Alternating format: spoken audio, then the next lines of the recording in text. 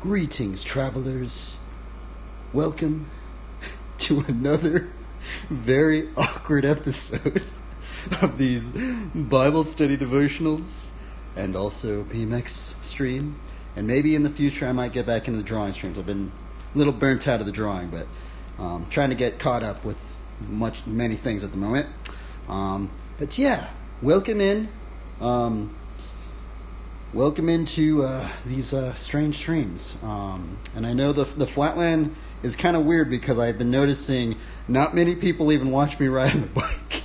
It's very odd. I think most of you guys that even watch this stream actually just listen to these Bible studies, which is really, it's very peculiar to me actually. But it kind of makes sense because there's really not even a BMX scene on Twitch. But I also kind of like it too because when I'm riding my bike, I'm basically just failing over and over and over again. And I know these tricks probably make me look like I'm crazy because I'm like trying it over and over and over again. But man, these things are hard, man. I am really trying. Sometimes I'm really trying, like I'm trying to give it my all. And these tricks, they make it look easy, but they're just really hard. And then the other hard part is like some of these tricks, they don't have any how-tos. So I'm just like, and some of these tricks, like I don't really know anybody that really does them with the Flatlanders that I personally know. So I'm just sitting there just watching a video of some dude doing it. I'm just trying to grind and learn it. But it's kind of fun. It's like figuring out a very complex puzzle. But this puzzle goes into, like, you have to use your weight and your momentum and your speed and just getting the right angles and the right timing. And you have to just morph it all into something that works within this. It's in some way a living puzzle. And I think it's very fun to figure out. But people probably just think I'm crazy. But that's the other weird thing, man. I'm like just so tripped out. I'm just like so tripped out that like there's only 2 other Flatlanders in the entire state that I'm in. I'm like, bro, like I feel like there should be more Flatlanders than any other type of riding because you could just learn this stuff. I mean, I see some people, they're just I saw one dude, he's riding in his living room, dude. He's like literally riding in like a really little area. And actually one of the, when Flatland was in the X Games, there is this rider, his name was Trevor Meyer, and he said that he would just practice in his living room. So I think he said he just like would watch TV and just practice learning Flatland, just, you know. And I think that's one of the coolest things about Flatland is you just basically learn this stuff in many areas. And it kind of still trips me out. I'm like, man, I'm surprised that like more people aren't into it.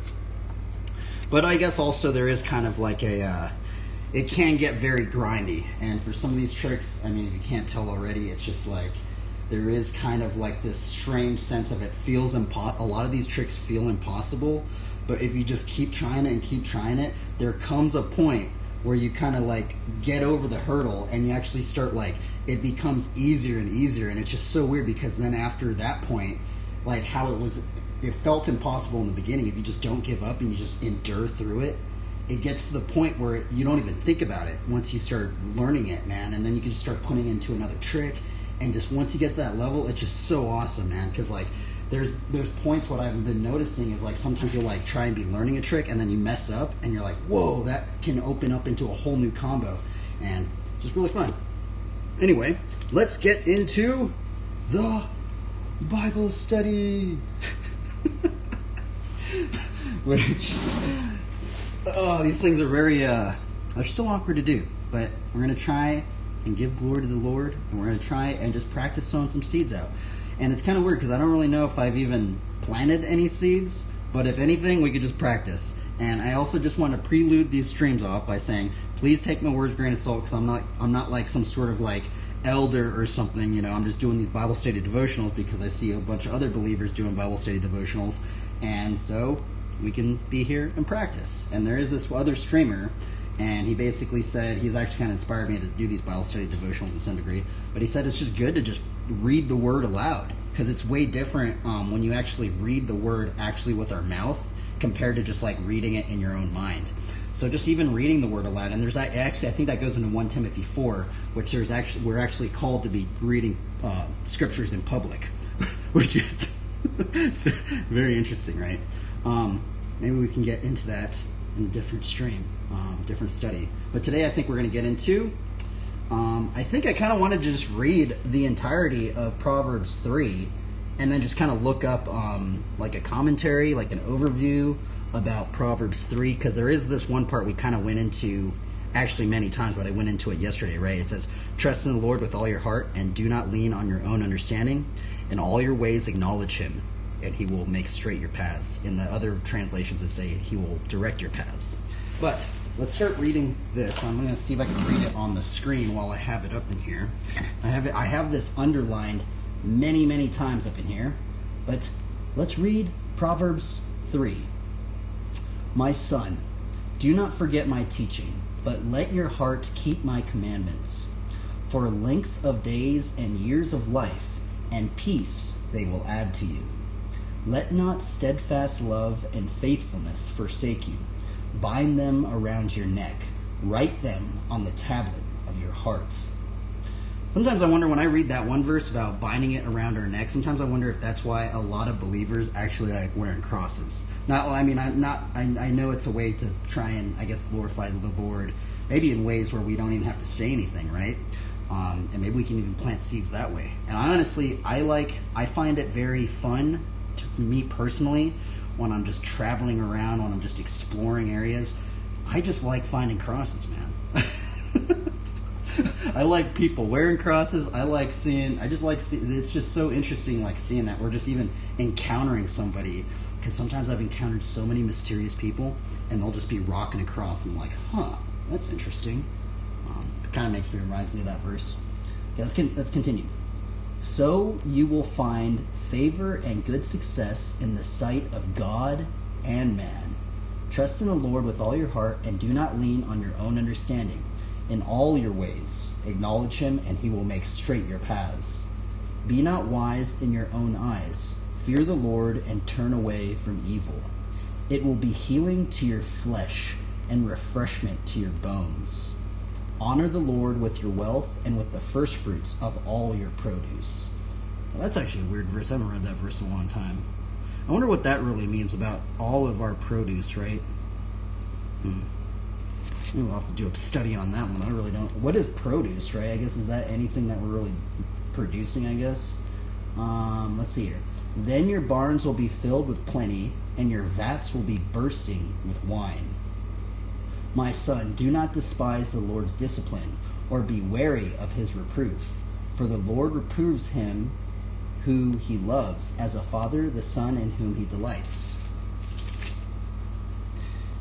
Man, there's a lot of these I didn't really even underline that much stuff on this page. Blessed is the one who finds wisdom and the one who gets understanding. For the gain from her... Wait, is this the same proverb? Oh yeah, it's... Okay, so that's actually the other strange thing I also want to mention. It's actually weird because if you start reading about wisdom in the Bible, it's described as like a female character, which is very peculiar actually with thinking about that. We're going to have to maybe like look deeper into that, because I actually don't know too much about it, but it goes into that, right? For the gain from her is better than the gain from silver, and her profit better than gold. She is more precious than jewels, and nothing you desire can compare with her.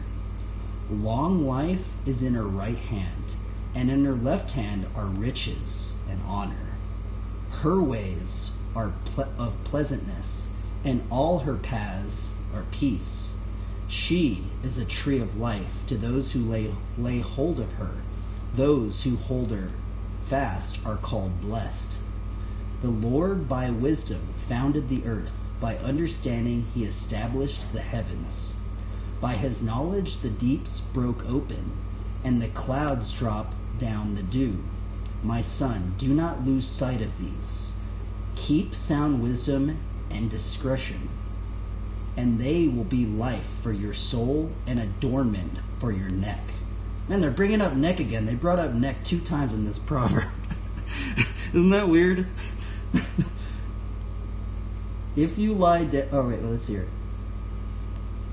Then you will walk on your way securely, and your foot will not stumble. If you lie down, you will not be afraid. When you lie down, your sleep will be sweet. Do not be afraid of sudden terror or of the ruin of the wicked when it comes. For the Lord will be your confidence and will keep your foot from being caught. Oh, interesting. Okay, that's interesting because that goes into that. Actually, that's actually weird. It's weird because I after rereading this, it actually reminds me of. There are some sermons, actually a lot of sermons. You can look it up on YouTube right now. But there's a lot of sermons that go into talking about Satan, right? And one of the aspects of Satan, of what he does, how he operates, how the demonic operates, is that many times they are like fowlers. They are actually, and what is a fowler, right?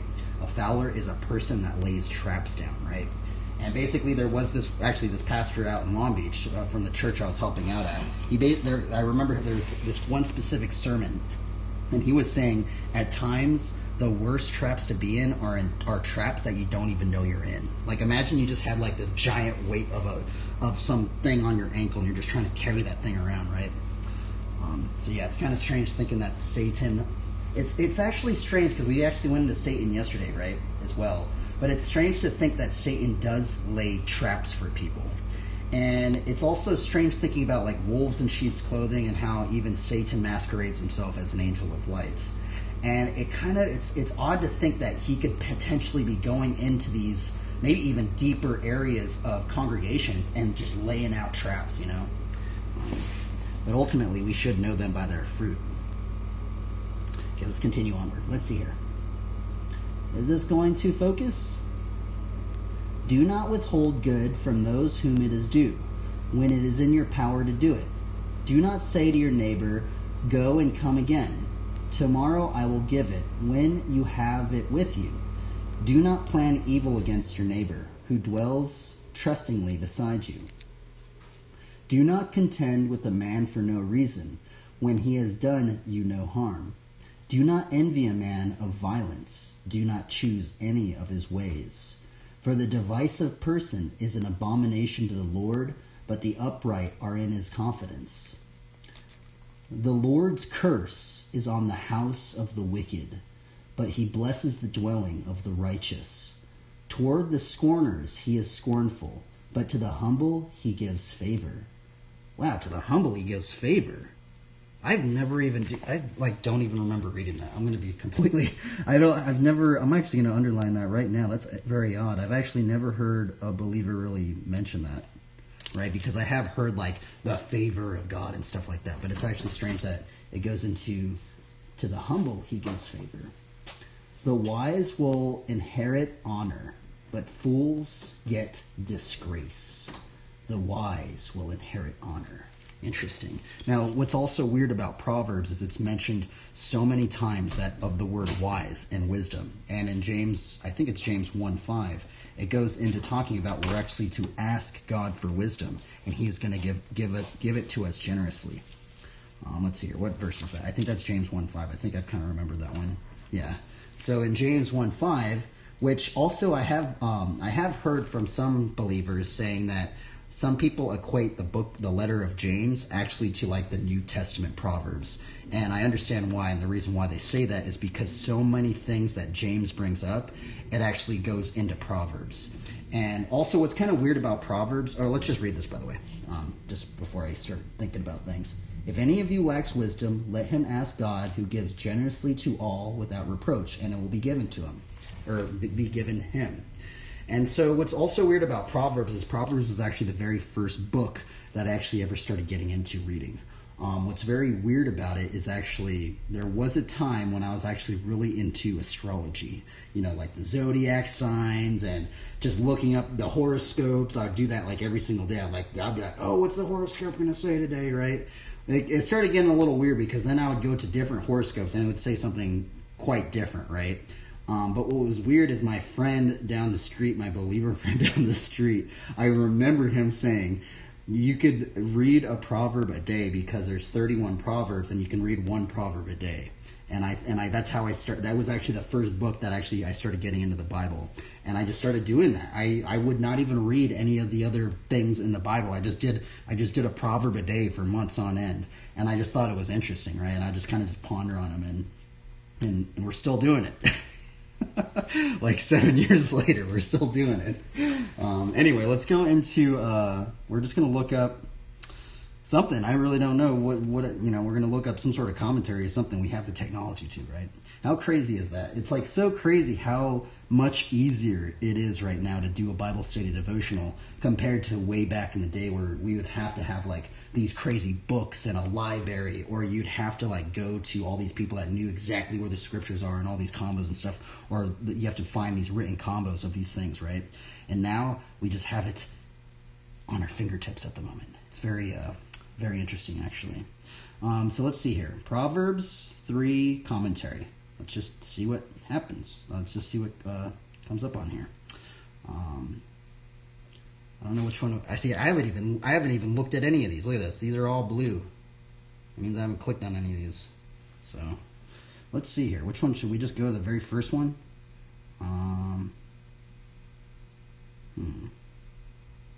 Maybe we'll go to the very first one then. Okay, we'll go to Enduring Word. This is enduringword.com. I don't think I've ever even seen this site before, but it's weird. Every time I like put in like a new like verse or something like that, and I put commentary at the end of it, there's always just some site that I've never seen before. And this is one right here. So let's see here. Let's read this. Proverbs 3, wisdom from trusting God. My son, walk rightly with God. Walk rightly with God by valuing His word. And I just read the entire thing. Let's see if we can just keep going up in here. Okay, let your heart keep my commands. Deciding to not forget God's word is more than a mental exercise of memory. It is also connected to a life of obedience, in which one does keep the commands of God.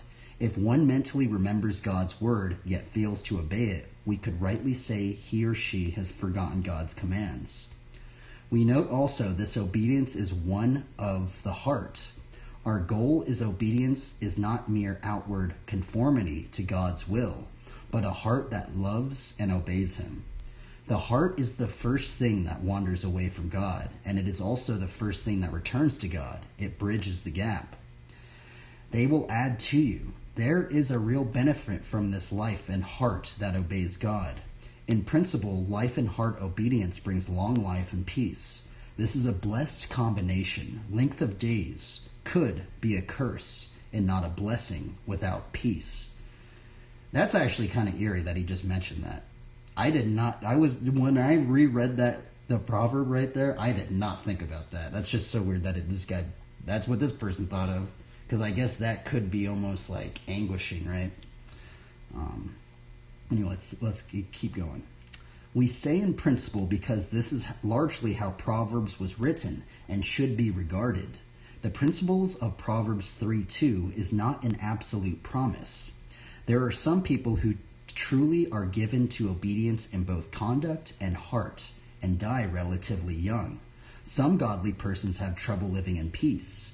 We regard these as true principles, not absolute promises. Let not mercy and truth forsake you. Solomon wisely told his son to keep God's loyal love, mercy, the great Hebrew word, hesed, and truth close. They should be so close that it would be as if they were a necklace on him at all times. Bind them around your neck and written on the tablet of your heart. Matthew Poole observed that mercy and truth could be understood as both God's mercy and truth to us, as the mercy and truth that is man's duty to show to others. Both are important and should never be forsaken. Mercy and truth are frequently joined together as they are in God, as in Psalms 25:10, Psalms 57:3, or in men, such as Proverbs 16:6 and Proverbs 20:28 or Hosea 4:1. Mercy and truth, huh? That's a strange combination. I've never really like heard that combo getting brought up. Let's just look up the definition of mercy. Mercy definition Bible. What is mercy? Because every time I think of mercy, I think of like, when somebody just gets beat down, like they're just in a fight or something, and they're like begging for mercy, like, oh, please stop, or something like that. I think about that in terms of mercy, but I'm wondering, like, it's quite sad that I actually don't know too much other definitions from that. It's probably just because I did too many video games and stuff like that. But let's read this. It says, but the Bible also defines mercy beyond forgiveness and without holding punishment. God shows his mercies for those who are suffering through healing, comfort, and alleviation of suffering, caring about those in distress. He acts from compassion and acts of mercy. Okay, interesting. Compassion or forbearance. Shown especially to a offender. Interesting. Okay, let's see. Let's keep going up on here. Bind them, write them. Striking expressions for glorifying and meditating on Proverbs 7:3. Acting by these principles. By binding and writing, the teacher is stressing that the teachings become part of the disciple's nature. So find favor. The blessed, obedient life is magnetic. It enjoys the favor of God. It honors and attracts the favor of man. Favor. In Proverbs 1:9, the common word for grace here denotes the positive disposition of heaven and earth toward the Son. Because of his attractiveness, like hest, or blessed, it cannot be compelled. It is extended voluntarily and unilaterally to preserve a valued relationship. That seemed kind of confusing to read, but okay. This means that others will recognize the competence and intelligence of the wise individual. Okay, let's see here. As favor before man, as did Joseph, Moses, David, he was a man after God's own heart, and whatever so he did pleased the people. It is God that gives credit. He fashioned men's opinions and inclined their hearts, as Ezra oft acknowledges with much thankfulness. Trust in the Lord with all your heart and lean not on your own understanding. In all your ways acknowledge him, and he shall direct your paths. Trust in the Lord. Solomon advised his son to live a life of trust in Yahweh. Solomon had found that God was worthy to be trusted. It is our nature to put our trust in something or someone, even if it is ourself. Solomon told us to consciously put our trust in the Lord, the covenant God of Abraham, Isaac, and Jacob. The word translated trust in Proverbs 3:5 means to lie helpless. It pictures a servant waiting for a master's command in readiness to obey, or a defeated soldier yielding himself to a conquering general. To trust in God is to be unbottomed of thyself and of every creature, so to lean upon God, that if he fail, thee thou sinkest. With all your heart. If trust in God is to be true, it must be complete. To put half our trust in God and half our trust in self or something else is really failure to trust the Lord at all. We should endeavor to give God all of our conscious trust. They trust not God at all that do it not alone. He that stands with one foot on a rock and another foot upon quicksand will sink and perish as certainly as he stands with both feet on a quicksand or a trap. This aspect troubles some because they fear there is some part of their heart that is not truly trusting God. We may sympathize with this concern, knowing that as imperfect people, it is impossible for us to trust in the Lord perfectly. In principle, we gather that Proverbs 3:5-6 does not describe an objectively perfect trust in God, but a heart and life that does not consciously reject or defy God with unbelief. In fact, the following phrases explain that Solomon intended with the phrase, with all your heart. This trust is not the mere cold assent of enlightened judgment. It is trust with all your heart. It is a childlike, unwavering confidence in our Father's well-provided wisdom, faithfulness, and love. Intriguing. In all thy ways acknowledge him. Trust God with all your heart means to honor and acknowledge him in all that we do. It is a choice to invite God into our everyday life and conduct. It is to practice the presence of God in the regular and sometimes mundane things that happen See, this verse right here. This verse is what trips me out, man. I ain't even lying. Like that part right there that I just read right there. I honestly think this even goes into the Great Commission, man. What we just read right there. And I mean, it sounds ridiculous, but I mean, even like when you see one, I mean, I've observed things, and it's like, the thing is like, I feel like you can plant seeds in just very subtle ways, right? Like, even say we take, for example, like we go into like RPG games or something like that, right? Well, if you play the paladin or you play the cleric or like the priest or something like that, some of these abilities that they start gaining, if you look into the definitions of some of these abilities, like shield of faith or like consecration aura or like devotion aura or just like, you know, lay of hands or benediction or like holy shield, or, you know, some of these, I'm just putting out some like abilities that some of these classes have, right? Well, if you look into the definitions of some of these words, what's hilarious about it is that it gets deeper into, like, if you look deeper and deeper into the lore of it, it actually starts going into like the Bible. And I just really wonder, is that a way that we can acknowledge God even in just the mundane? Because that's actually very odd thinking about that, because also what we just read right there also just kind of reminds me of what we're trying to do up in here, you know, just trying to acknowledge God and put God first, and then we get into, you know, whatever we're doing, right? And it's kind of very strange. Or I really like when even like if some companies maybe you know, because I know the Word of God can be very controversial at times, and it can be very you know, very scary to even promote that in any degree, right? But I think there are ways we can subtly promote it, or maybe not even subtly. If you want to go out and just do it like, you know, like Ezekiel bread or like In-N-Out or like Zero Skateboards. That's what's crazy. Zero Skateboards got really into that. And what's really weird about Zero Skateboards is, while I was growing up, like kind of in the church and stuff like this, I did have one of my friends, and one of my friend's brothers was really into Zero Skateboards, and I don't know if it was just because of their parents or just allowing them to get really into that or something because they had Bible verses on it, but that actually might be a reason. I don't know, but like I just remember like growing up and he was like really into Zero Skateboards. I was like, huh, that's weird. Anyway, let's see here. Let's keep going. It's just so strange to think about that, right? To acknowledge God, or I just want to read this again. In all your ways, and let's just read it. I want to show it just so it doesn't seem like I'm making something up, right? In all your ways, acknowledge him. Trusting God with all our heart means to honor and acknowledge him in all that we do. Man, that's a pretty big tall order, right? In all that we do, right? It is a choice to invite God into our everyday life and conduct.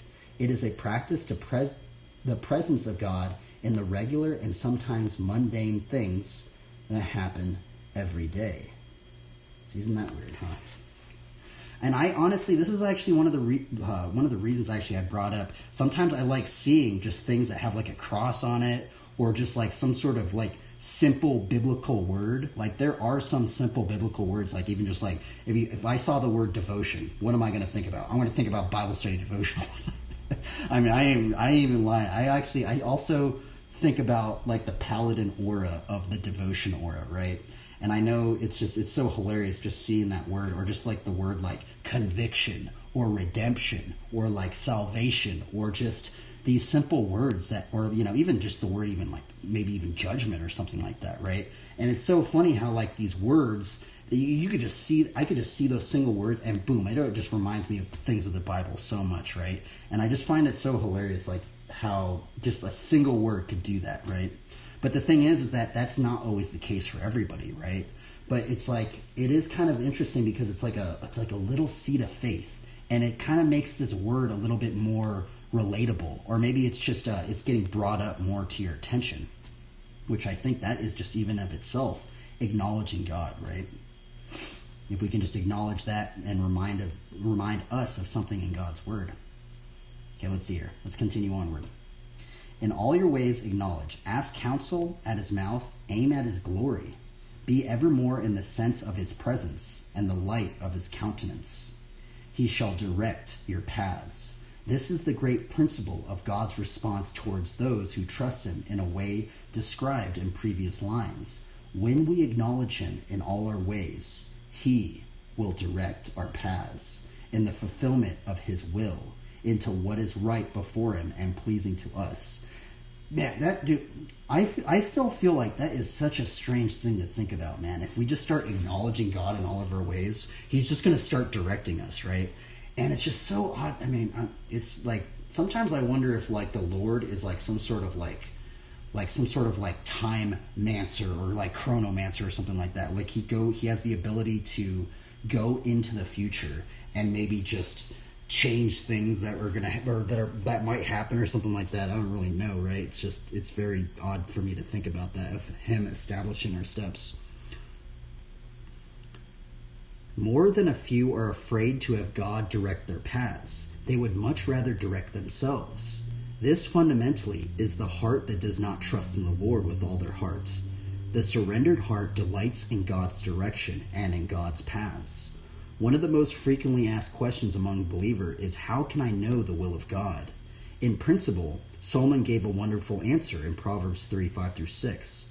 We decide to put trust in the Lord. Decide to not trust our own understanding, but give attention to and priority to God's revealed word. To decide to acknowledge and honor God in all that we do. When we do these things, we can trust that God will direct our paths. We can go forward in peace, believing that through his word, through the leading of the Holy Spirit, through the counsel of others, through godly common sense, and through life circumstances, God will direct our paths. We will walk along the way of life and come to see that we have been on the path God intended all along. Intriguing. Holy moly, I think this commentary is the entirety of Proverbs 3. I probably shouldn't have done just the entire thing of Proverbs 3. I should have probably just picked a couple verses, but I guess we'll just keep reading this, right? Walk rightly with God by a humble, reverent life. Do not be wise in your own eyes. Fear the Lord and depart from evil. It will be health to your flesh and strength to your bones. Do not be wise in your own eyes. We can regard this as an explanation of what it means to lean on one's own understanding. It is far greater of our wisdom it is to regard our wisdom as better and greater than God's. Do not be wise in your own eyes. Be not puffed up with vain conceit of thine own wisdom, as if that were sufficient for the conduct of all thine affairs without direction or assistance from God, or without the advice of others. Fear the Lord and depart from evil. This is the natural result of trusting God. As we trust him, we come to know him better, leading to natural reverence and awe. As we trust him, we are drawn more to God and further from evil. It will be health to your flesh. A life of surrender and trust in God has real benefits to the health of trusting one. It gives a greater sense of peace and strength to the one, and strength that one would not have apart from a life trust and surrender to God. Walk rightly with God in regard to your possessions. Honor the Lord with your possessions and with the first fruits of all your increase. So your barns will be filled with plenty, and your vats will overflow with new wine. That's such a strange one, right? Wow, that's so weird. It says, honor the Lord with your possessions. I wonder if that goes into, like, biblical stewardship. I wonder if that's what they're going to go into. Let's read this. I'm actually curious on this now. Honor the Lord with your possessions. This is another practical way to show that you trust in the Lord with all your heart. When we truly trust him, we can honor him with generosity that realizes he is the great provider and God has inexhaustible resources. Many commentators note that with the word honor has a connection with sacrifice. Commentaries note that this is the only place where Proverbs alludes to the ceremonial worship. Proverbs is not much concerning itself with ceremonial religion here, as it is exhorting the reader to demonstrate gratitude toward God and confidence in God. The third piece of advice is to give back to God of some of his some of one's wealth as a sacrifice in recognition that God gave it, with the first fruits of all your increase. According to the principle of the sacrifice of the first fruits, we should give God the first and best. If we will truly honor the Lord with our giving, it won't be the last and leftovers. First fruits, it takes on the technical sense of offering the best of material things. Creative Fit, what up, bro? Do you ride bikes, man? Is that a little bike emoji?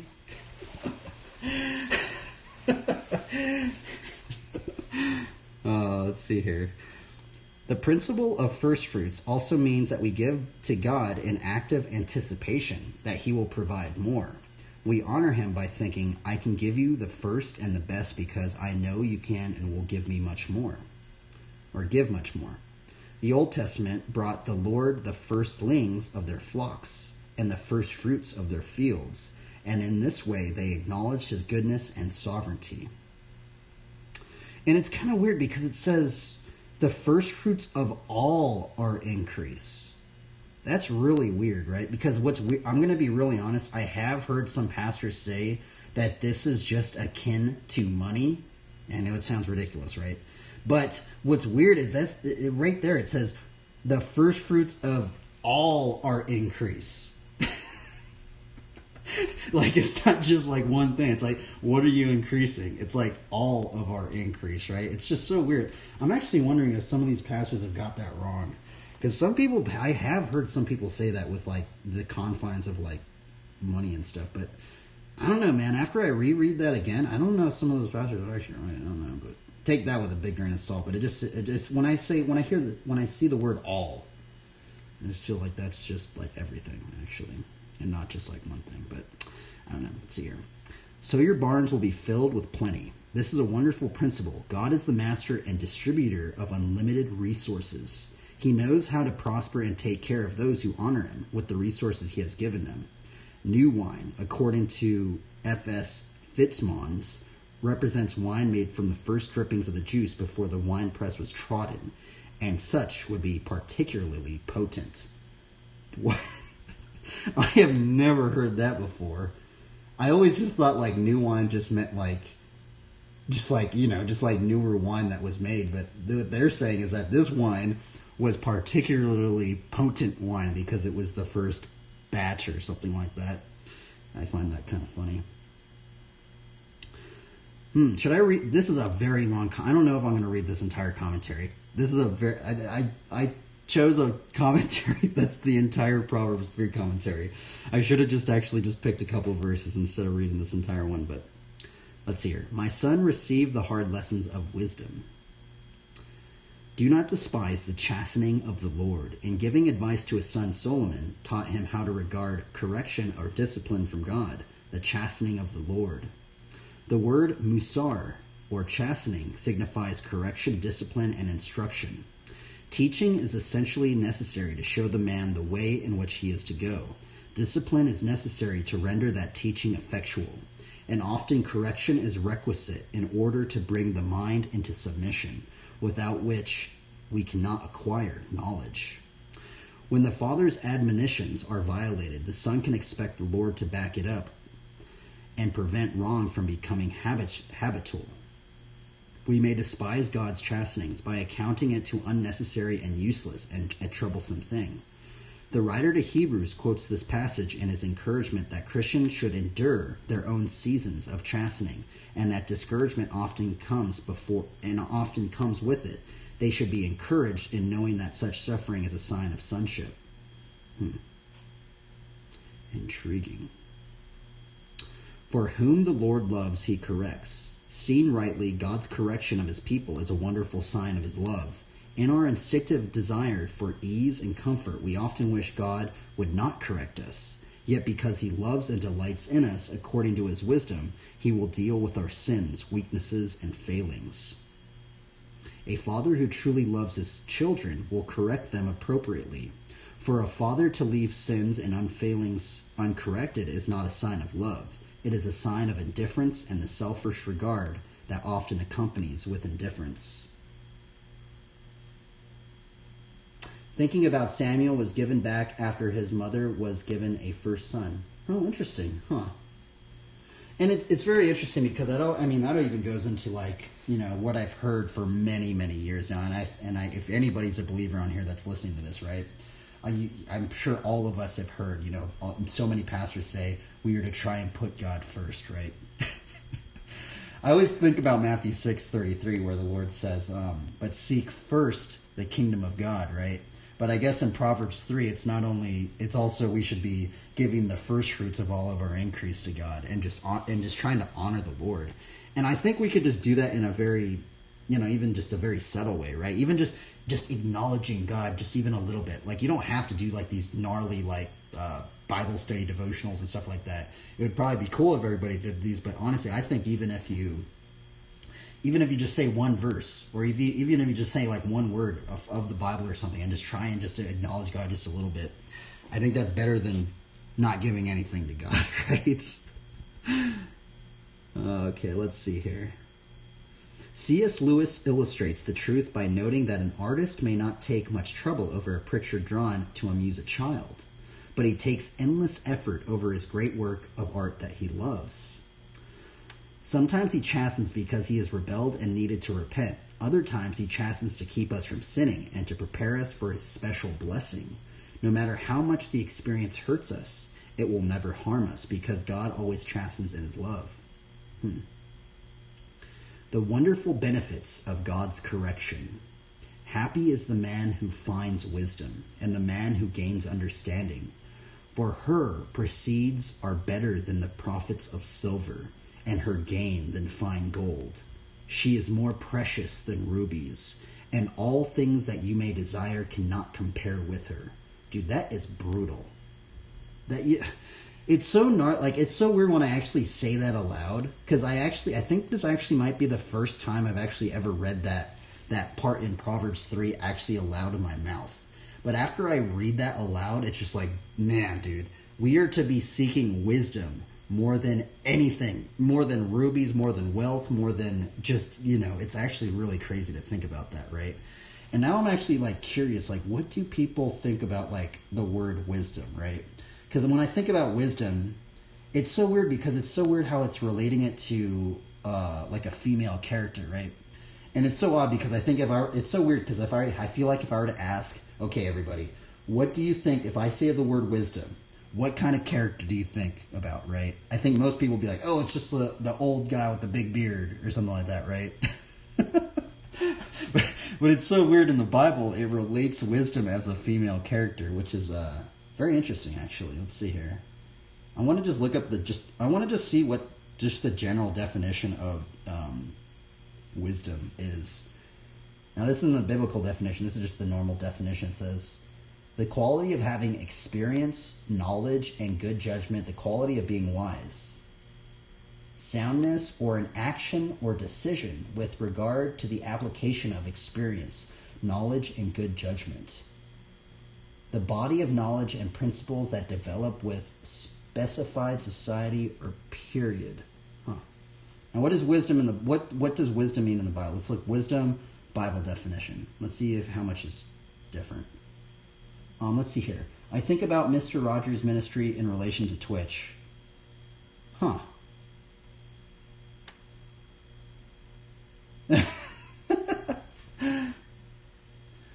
Okay, let's see. I guess this is what comes up with the biblical thing. It says, wisdom is a capacity of the mind that allows us to understand life from God's perspective. Now, see, that's strange, right?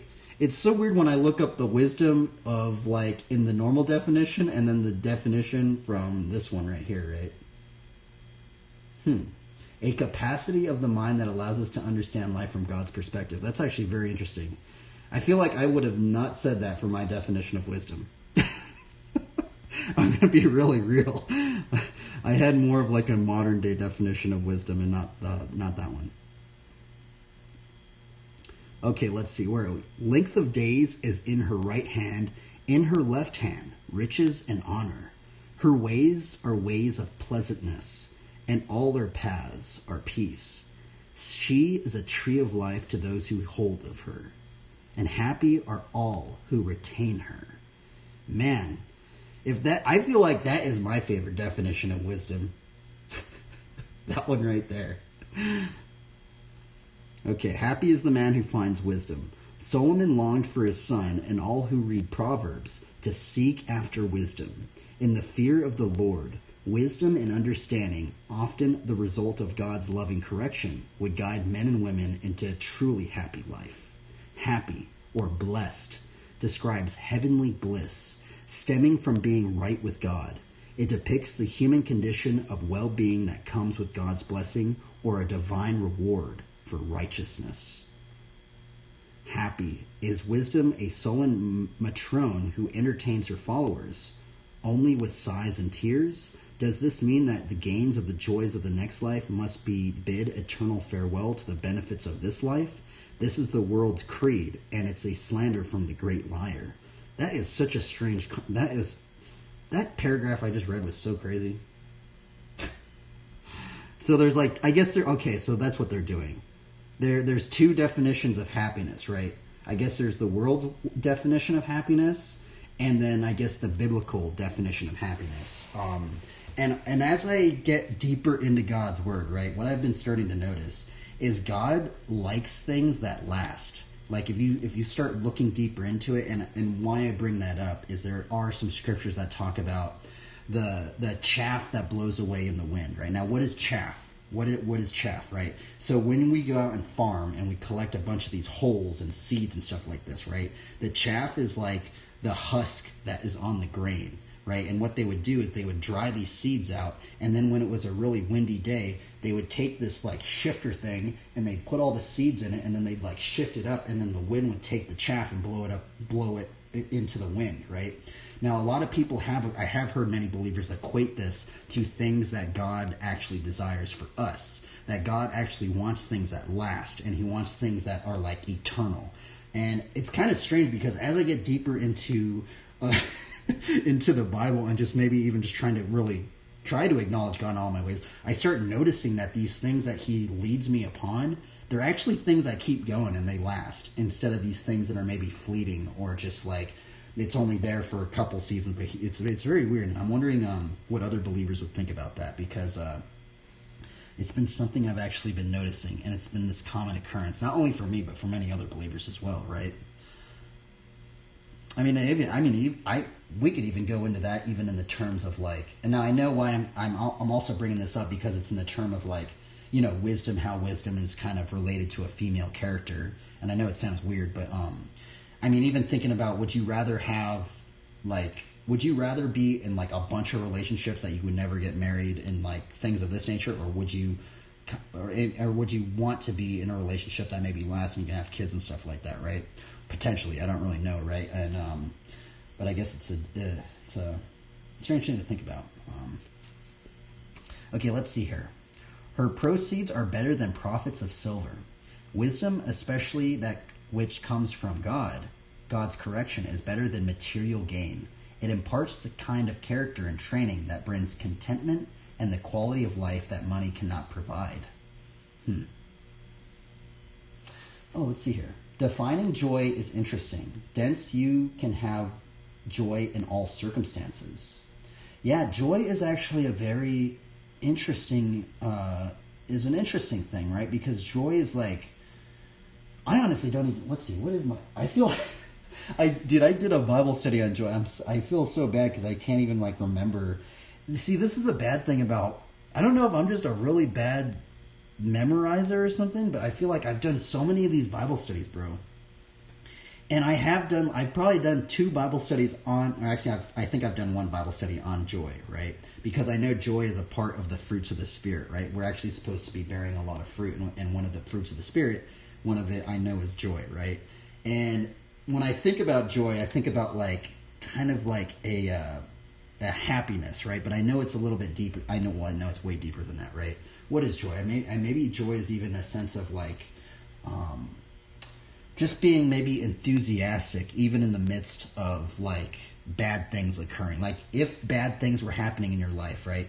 Can you not be pessimistic? Can you find the good in every situation, even if it's like really harsh, right? Because that goes into like James saying, if we go through trials and tribulations, if we're going through trials, we should actually go through trials of joy, right? Which is really weird, thinking about that. But it's actually one of the hardest things, I feel like, for me personally. I will confess, I feel like that's one of the hardest things, to actually find joy in the midst of our trials, because it actually tests me every single time. And the worst part is I know that verse so much, right? Because I've just ingrained that verse of like, I don't even remember the full verse. It says, let me bring that verse up. When there's trials, what verse is that? Trials of joy, Bible verse. And I think the harsh part about this verse right here, I'll read it right here. My brethren, count it all joy when you fall into various trials, knowing that the testing of your faith produces patience. But let patience have its perfect work, that you'll be perfect and complete, lacking in nothing, right? Now, I think it's what's hard, and I actually haven't really heard too many believers bring this up, but especially when you do go through a very trialsome period in your life, and maybe you do have an outburst of maybe, say, frustration or anger, or you get super envious of somebody, or you get covetous of somebody. And then like it's weird because like I would like to say that I have this verse in my mind, but I have went through those things many of times, and then I look back at this verse and I'm like, oh my goodness, I did not try and see the joy in that, and it's so weird. Joy is like a gift that you can receive because it is grace or faith. Oh, interesting. Yeah, let's actually look up the definition of joy, Bible definition. Joy is actually a very good one. Have I ever even looked up the definition of joy? Huh. Okay, yeah. Simply put, biblical joy is choosing to respond to external circumstances. Oopsies. I'm just going to read that top one out. Simply put, biblical joy is choosing to respond to external circumstances with inner contentment and satisfaction. Can I just click on this one? Choosing to respond to life's difficult situations with inner contentment and satisfaction doesn't mean to make sense. Joy is a choice, but the Lord is the originator of true joy.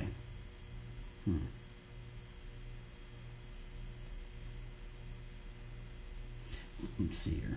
Definition of joy. It means, okay, so this is actually good, goes into this. In both the Old and New Testament, the words translated joy means much the same as the English word: gladness, cheerfulness, and calm delights. Now, I like that, right? Cheerfulness. I feel like that's a big one too. And you know what? You know what's actually really, really strange to think about is that I think even joy and having joy could actually be a very good leadership principle, right? Like imagine if we were going through some crazy trialsome experience, right? And we're trying to like follow some leader or something, right? But if imagine that leader just started like breaking down, he starts crying, and he's just like just tripping out, like, and everybody, and like what if he was like the dude like steering the ship? Like he's the one in the seas like steering the ship, and he's the only one that knows how to drive the ship. What would happen if that dude just full on just started getting so depressed, he started just panicking and just started just like giving up? He's like, oh, we're all gonna die, and just gives up. Everybody'd be like, dude, what in the world are you doing, bro? Get up on and freaking pilot the ship, dude. We're gonna die here, right? You know? But the thing is I feel like if we can, even in the midst of, and I know it sounds ridiculous, right? But even in the midst of our trials and tribulations, can we continue to have joy in that, right? I think that's actually a very interesting leadership trait if we think about the ship principle. It's actually I've never actually thought about those two. Man, I'm actually really glad you brought that up because I've never thought about it that way. And you actually just made me think about that. I recently learned about joy in the Bible study, and it was labeled an acronym for Jesus, others, yourself. Oh, interesting. Wow. That's awesome. I actually really like that. It kind of also reminds me of maybe like putting God first, right? Like trying to think about the Lord first, putting the Lord, first in all that we do. Very interesting. Let's just read let's read some Bible verses on joy, and then we'll end this Bible study. It's almost been an hour. Joy Bible verses. Dude, how crazy is it, dude, that we have just the technology that we can just I can just quickly look this up, and boom, we can just find Bible verses on it like right away. It is like literally, It's such a blessing, because imagine if I was doing this exact same Bible study, but it was like 100 years ago. I would literally be sitting here. I'd be like, all right, everybody, I'm going to try and find these verses with joy. I think I remember a couple of them, right? But it's just, we could just be like, boom, just look at it right away, and we could just read some of these, right? Let's read some of these. Romans 15:13. May the God of hope fill you with all joy and peace in believing, so that by the power of the Holy Spirit you may abound in hope. Rejoice in hope. Be patient in tribulation. Be constant in prayer. Now, do you think rejoicing, I guess rejoicing is the same as being joyful, right? There's that James one. Count it all joy, my brothers, when you meet trials of various kinds. And it's so weird how it says various kinds, right? Like, it's not just like one kind of trial. It's not like a trial where it's going to test you of your anger or of your sadness or depression. It's like a variety of these trials, right? Very interesting. Actually reading that again. Now, look at this psalm. This psalm's interesting, right? You make known to me the path of life. In your presence there is fullness of joy. At your right hand are pleasures forevermore. I love that, dude. I like how it says fullness of joy, right? Because we can be joyful even in, there are things that are worldly, I will say, that bring people joy, right? There are many things of the world's aspect that do bring joy. But what's interesting about this verse right here is it says that it's like God's way of joy, right? And he will bring us to the fullness of joy. I really like that. And it's so interesting thinking that he makes known to us the paths of life. Let's read some more of these. John 16:24. Until now you have asked nothing in my name. Ask and you will receive, that your joy may be full. Galatians 5:22. But the fruit of the Spirit is love, joy, peace, patience, kindness, goodness, and faithfulness. Oh, look at that. Proverbs 17:22. A joyful heart is good medicine, but a crushed spirit dries up the bones. You know what this one reminds me of? This one reminds me of auras. Now, the only reason I'm going to bring up the word auras is because that is a paladin trait, right? Like paladins or like holy knights and stuff like that. But have you ever been around somebody that's like super like just pessimistic all the time and just like super just negative all the time? And they're just like, it's kind of like and it's just like, dude, sometimes I'm around some of these people and it's just like, they're draining, bro. It's like, bro, I'm like, it's like, we're trying to be joyful up in here, man. And I understand that some people are going through some crazy trials and stuff like that, right? But I feel like that's such an interesting one to have, right? We should be looking to that too, right? A joyful heart, right, is good medicine. And also, we're supposed to be bearing a lot of fruit, right? But the fruit of the Spirit is love, joy, peace, patience, kindness, goodness, and faithfulness. And I guess that will be the end of the Bible study. I like that. I like going into the joy part. That was actually very interesting. I mean, that's the other thing. Sometimes I've observed some like street preachers, I have observed some street preachers, I will say. And it honestly seems like they don't have joy. It kind of just seems like they're just really pissed off at everybody. And, yeah. I don't know what you guys think about that, but... because sometimes it's just like, man, I've met some dude and they're just like, bro, I'm like, dude, you're on one, man. Like, we maybe need a little bit more joy up in here, man. Because it almost seems like they're just turning more people away than actually, than having people really be interested in the word. Because I honestly think when I'm around more joyful people, that's when like I'm more encouraged to get into God's word, instead of like somebody that's like always like super harsh and just like kind of just like fire and brimstone. But I know that some people are like that. So the other thing is, like, I feel like some people's personalities are just more kind of like that, where they can maybe sound very harsh, but it maybe in their own mind that's actually joyful to them, and they don't really know So I guess there's the whole subjective level to that we have to be aware of as well. All right, let's do a card draw. That was the Bible study. We did a Bible study on Proverbs 3, which is very interesting. I think one of the biggest, weirdest aspects about Proverbs 3 is how it mentions wisdom, and it's likened to a female character. I find that very intriguing. We're actually supposed to seek after wisdom more than anything, I guess more than rubies, more than riches, more than silver, more than gold. Very interesting, right? It's like how many... Dude, you know what's funny? You know what's so hilarious? Is that's actually what Solomon did. Remember that? So if we actually look back at what happened to Solomon, is that the Lord came to Solomon in a dream, right? And the Lord said to Solomon, what do you want? And what's weird is Solomon said, I want wisdom. And you know what happened is that the Lord said something like, well, since you didn't ask for riches, since you didn't ask for the lives of your enemies to be taken, he actually gave him wisdom, but he also gave him the things that he didn't ask for, right?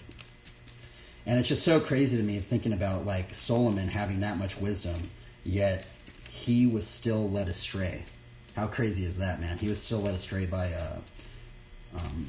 I guess, having lots of wives and stuff like that. I think if that shows anything, man, that shows the nature of like a man's heart right there, man. You could be the wisest person to ever live, bro. But if you have just a multitude of just, I guess, like women, I guess, in some degree, and you gotta take this with a big grain of salt, right? But the thing is, like, we had the wisest person to ever live, Solomon, and that's what led him astray, was from all of his wives and stuff like that.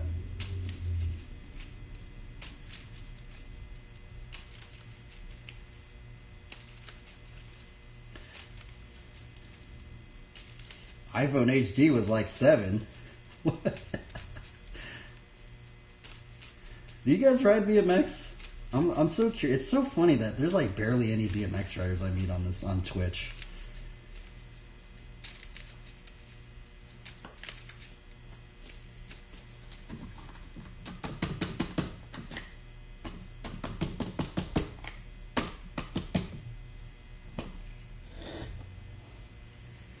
All right, let's cut this. Boom, boom, bada buka ba, buka baka boom, boom, boom.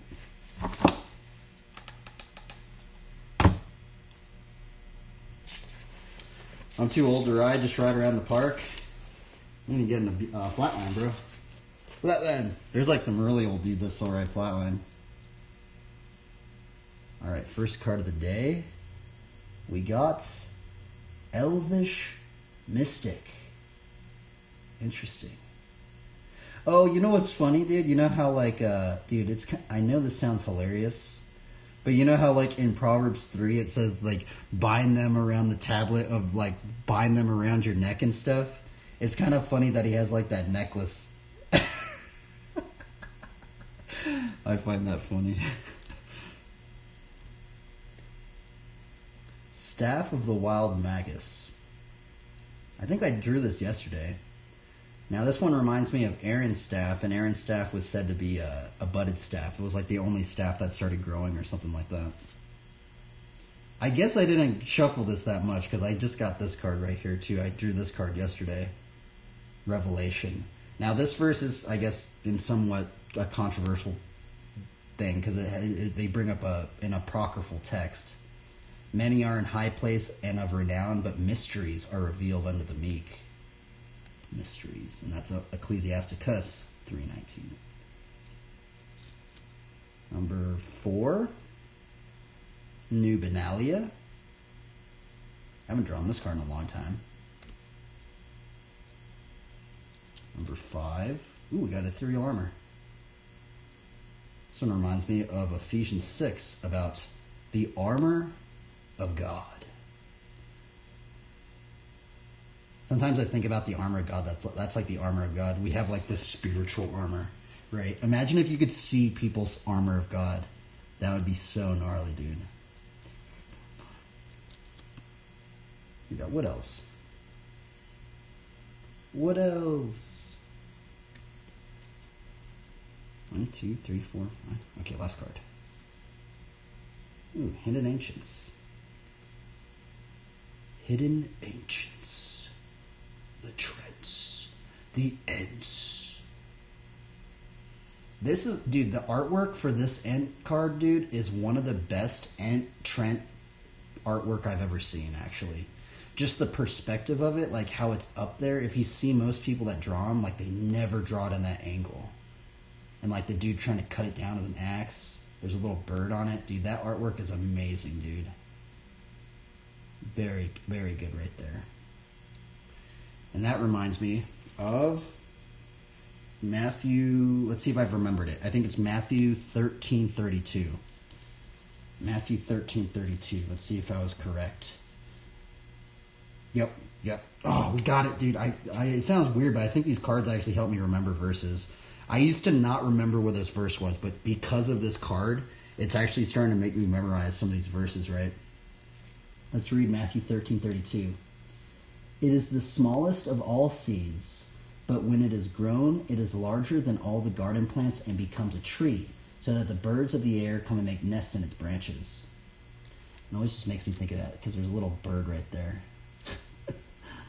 And that goes into what he's going into is he's talking about like the seeds of faith that grow in us, and we will be likened to trees. And it's the smallest little seed, but if it grows in us, we will become like trees, and hopefully we start bearing fruit and start producing seeds to others around us. Okay. Holy moly, these Bible studies are crazy. That was the Bible study, everybody. Thank you for tuning in. I know these things are very awkward, but we're trying to give glory to the Lord in some way. And cheers. We're gonna chug some coffee. I started out very late today. It's already 5 o'clock. Oh well.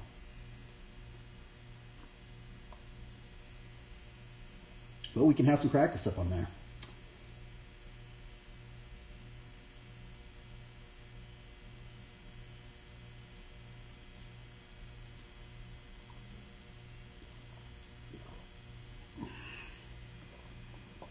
And it's also really hot. I don't have the air conditioner.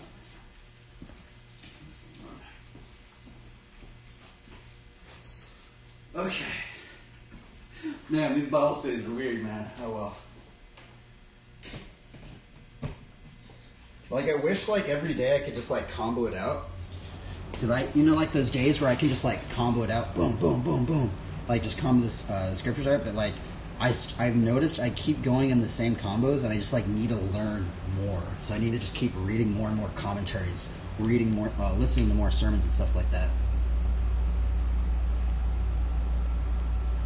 Oh, for sure, man. Have a good one, dude. Thanks for stopping by, man. You guys don't need to watch these streams at all. You get to just see me fail over and over again. Or just practice. I'm not like an elder or anything. I'm not like a crazy, theologian or something. I'm just trying to devote some of my time to the Lord, I guess, right?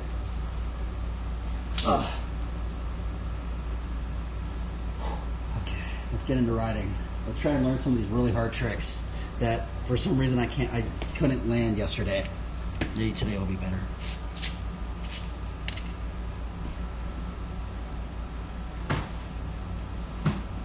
We're going to try and learn, what are the tricks we were trying? We're trying to learn the side Carl Cruiser squeaker to Funky Chicken, and then the side donut.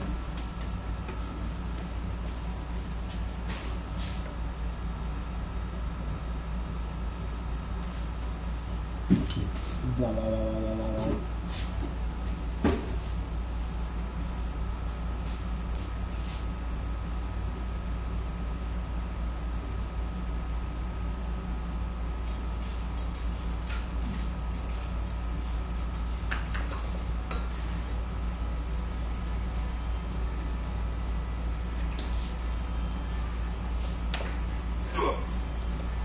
$120.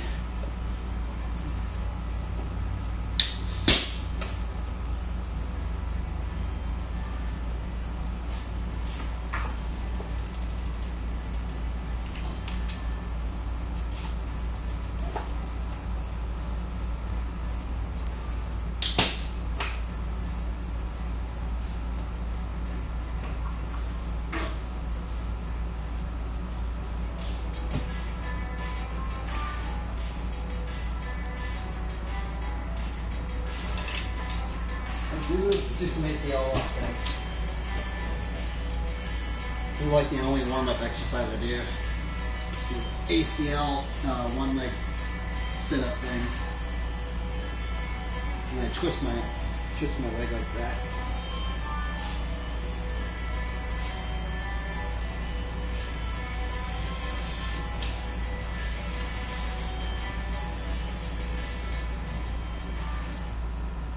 I'm kind of tired today.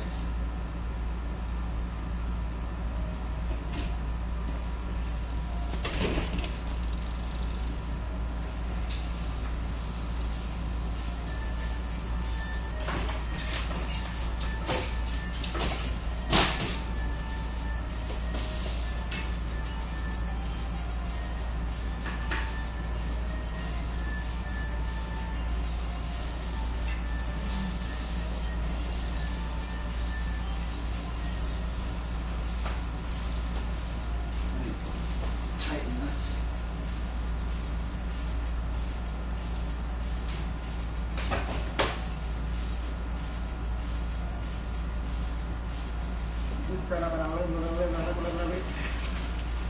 By the way, this is how I hold my tools lately. I used to carry them in a black bag, but these ones I like to use in just a double Ziploc bag because like you can see into it. So I need an Allen wrench.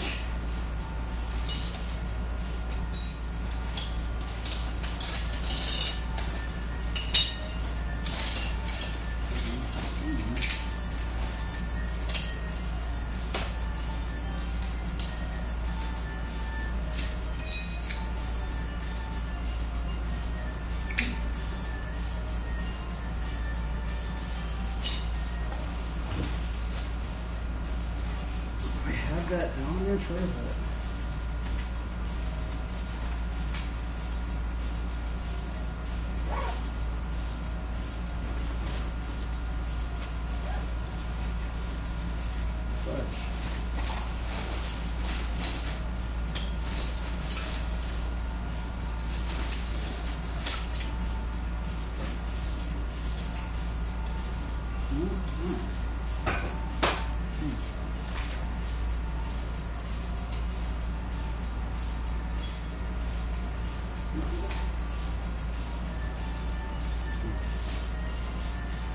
Missing an Allen wrench.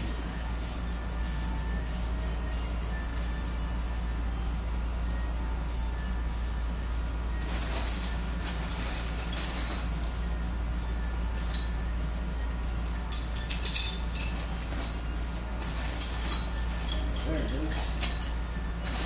Should be it.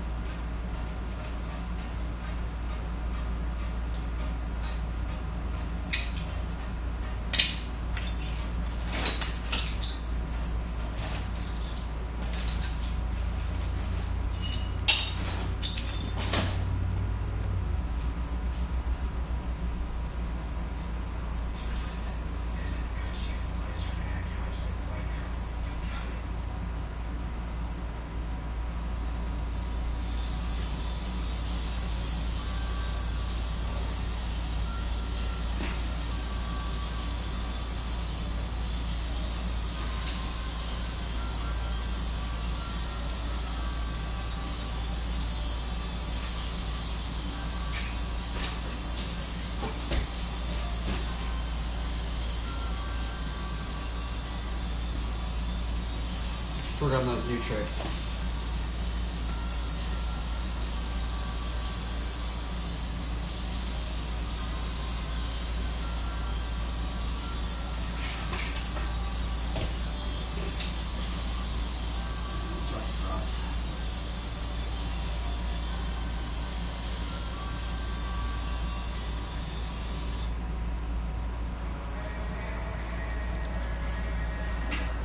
I think this trick looks really lame, but it's like...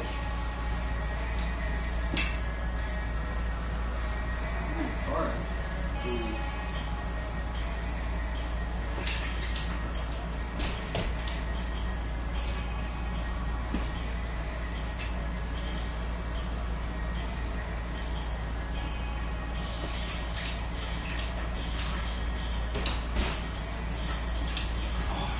there.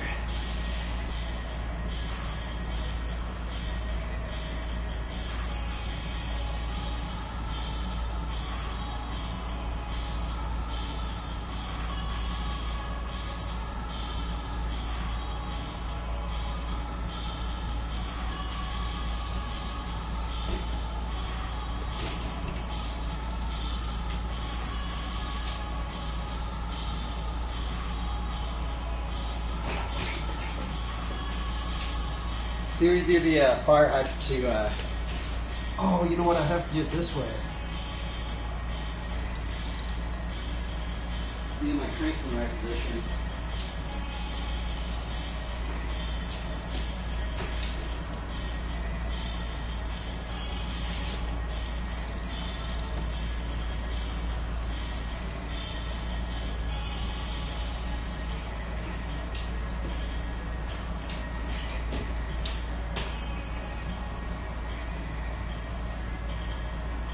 We're tired.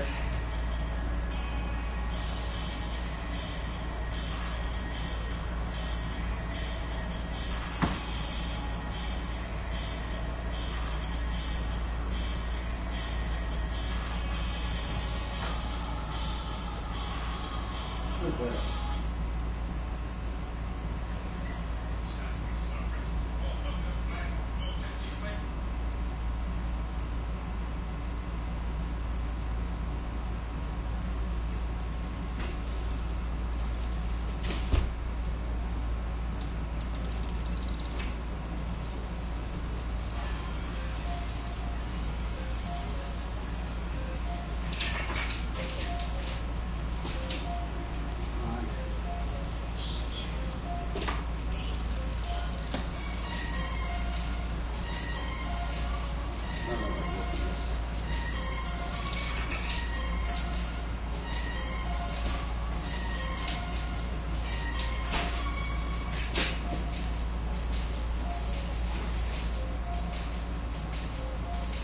What is this?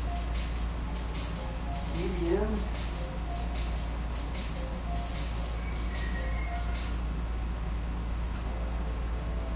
Oh! Oh!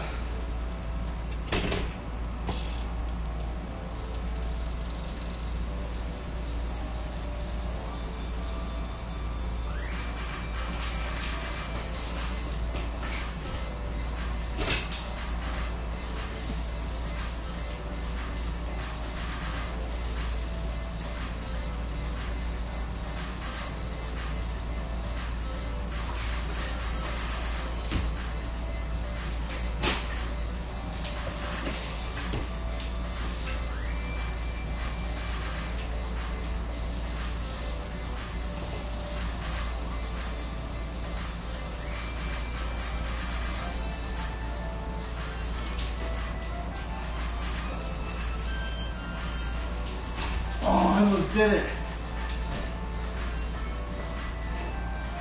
That was so good. At least we're going to start learning that trick here pretty soon.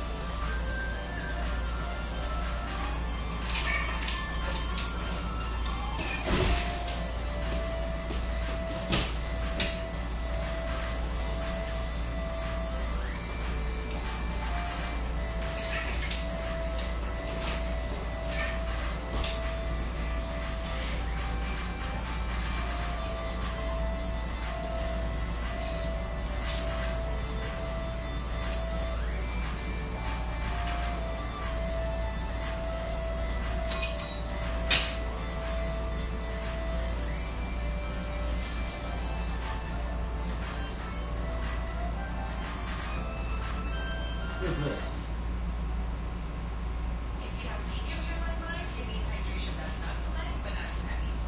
Anything on top of it? Oh, dude, this actually is going to open up so many combos.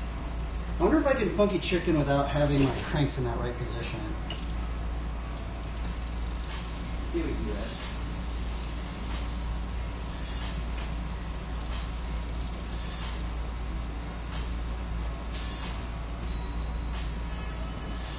I think we can. I don't think it has to be in that position.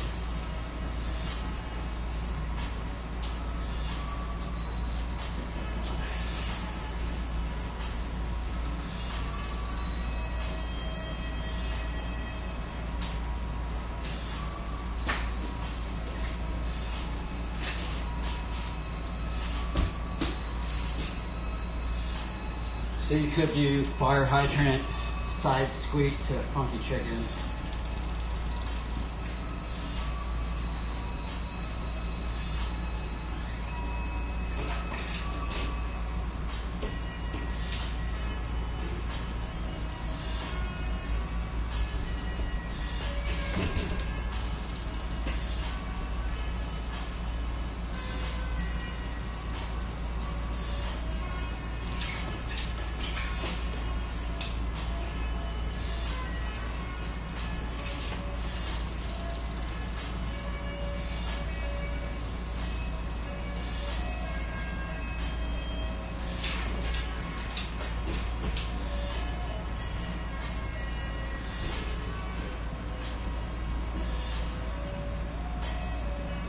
I'm just super chill.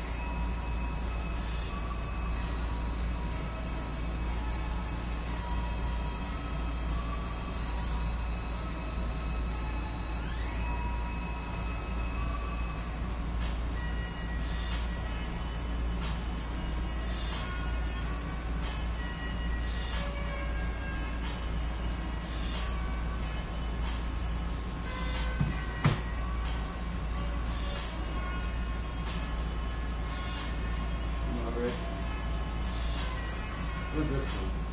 There's like, we're entering into like jazzy.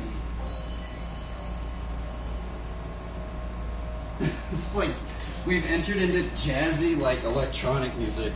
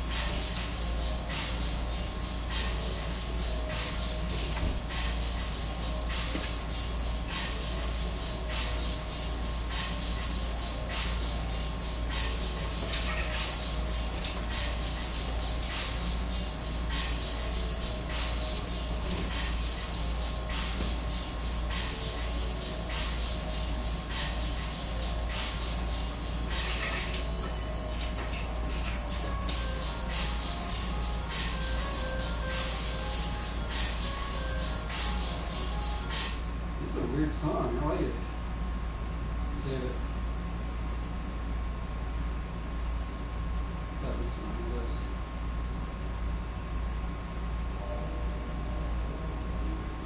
Oops.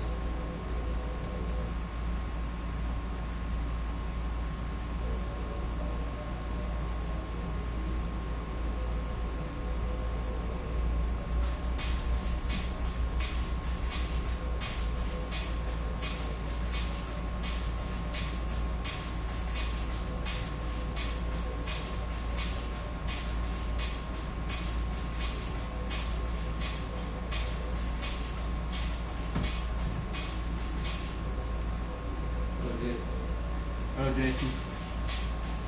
Trying to learn the side. Hey, actually trying to learn this new combo. Trying to do the side squeak to funky chicken. I almost landed one yesterday. I've never done it before.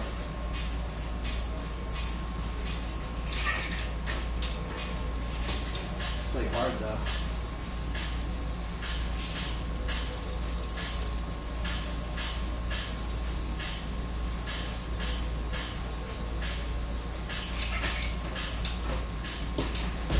Almost did right there.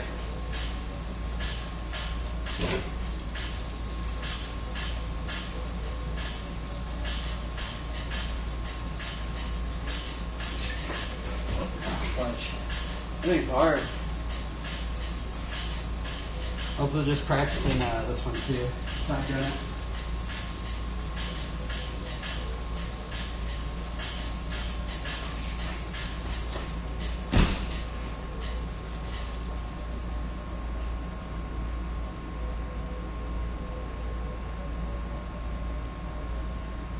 Nice, I worked on side squeaks this morning. Yeah, I've only gotten to like 3 squeaks.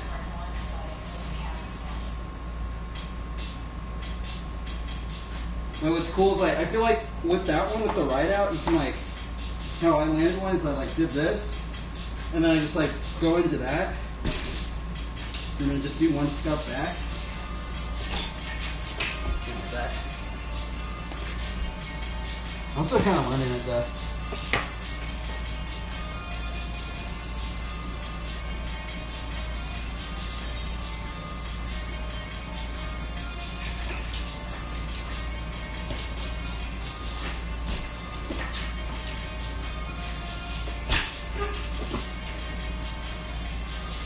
That was the very first time I've ever landed.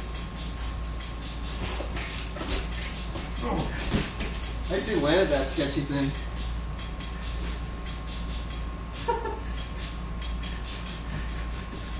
That was like a one scuff back side squeak to funky chicken.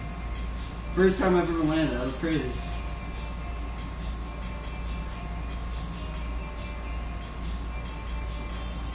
So with that one, there's like a whole bunch of stuff you can do to it now. Because you could do fire hydrant,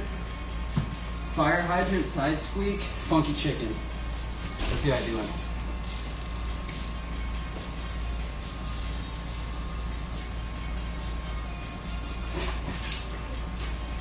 That's hard.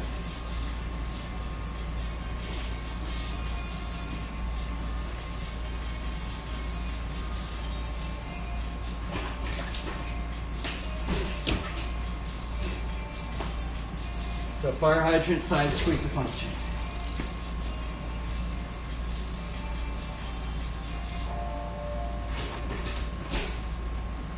It's weird. Weird one. So you do the side donut.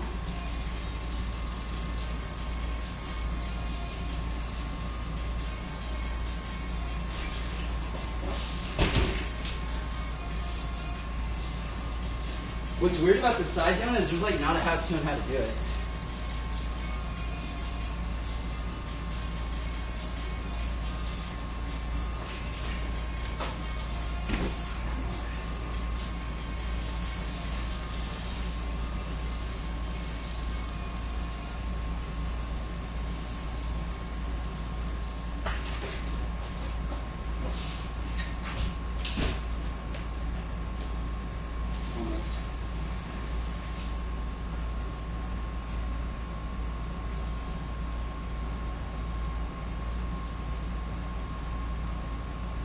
Yeah, the squeak trick combos.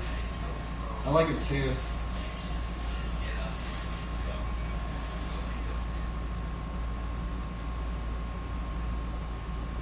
I'm just trying to learn like more front wheel stuff because I can't really do much front wheel. Like most of my combos are back wheel. So I wanted to learn the front wheel stuff.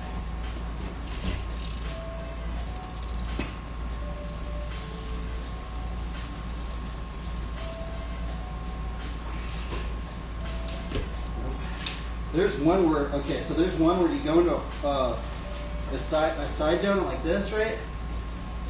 And Dave Smith does it, he goes like this. And then what he does is he flips around like this, puts his foot up around here, and then does like a no-handed like glide thing like this. It's crazy. I don't know what that one's called, but man, I'm like tired today.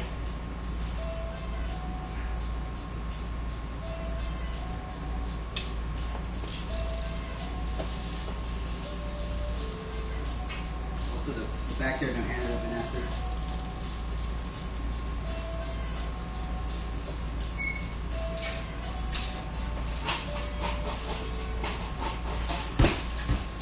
Oh, I'm scared.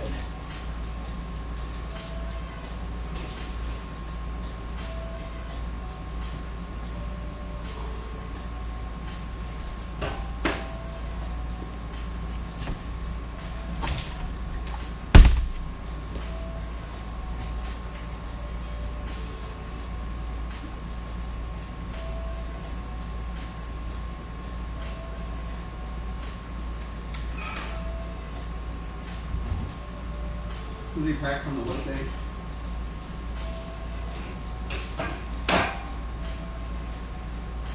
Then you do, I also want to learn hang 10 seat grab.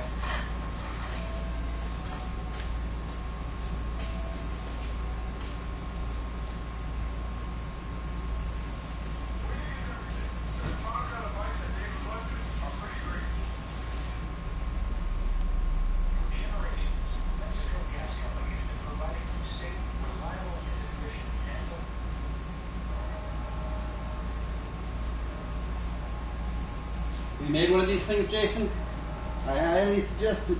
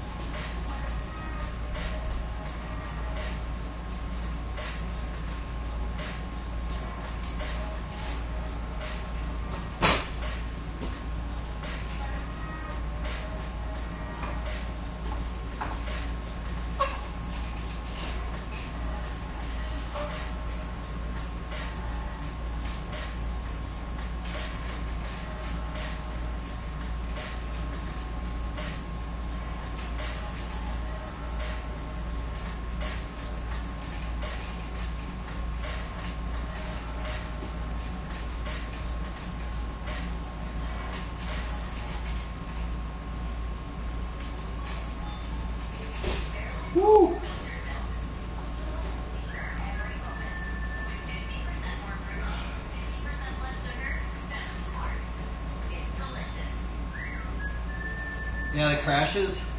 Once you get like used to the crashes, like you'll get used to it. Because a lot of my crashes, I'm just kind of like putting my foot down, like in front of it. But like in the beginning, you're like flipping over a lot.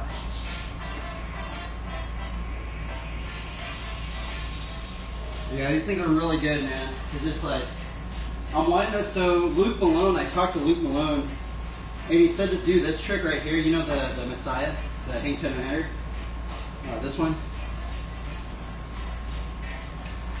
So what Luke said, I talked to Luke, she's like the master at it, he said to learn this trick. This one, and then hang 10 seat grab. He said I should learn this one. Because this one, if you learn this one, it gets both your feet ready. I never learned this one though. And so if you learn this one right here, and you get really good at it, you can just go like this.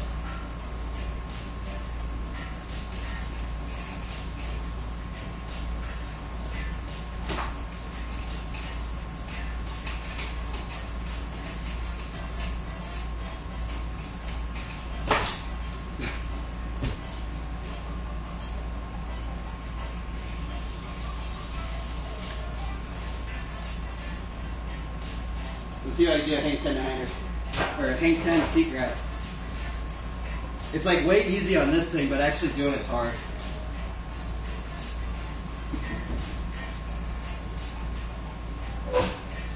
I haven't even gotten into one.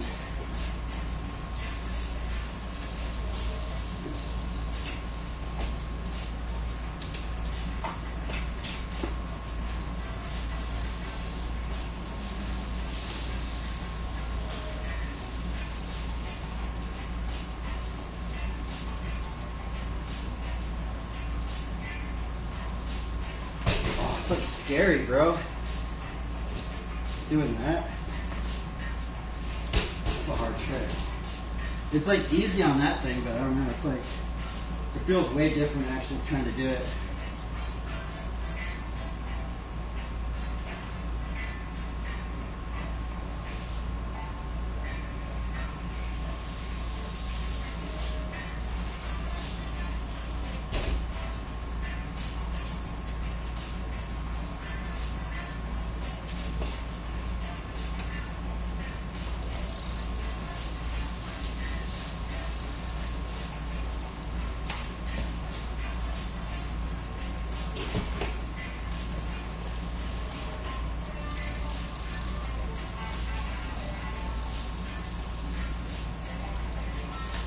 Come on, I lost this trick.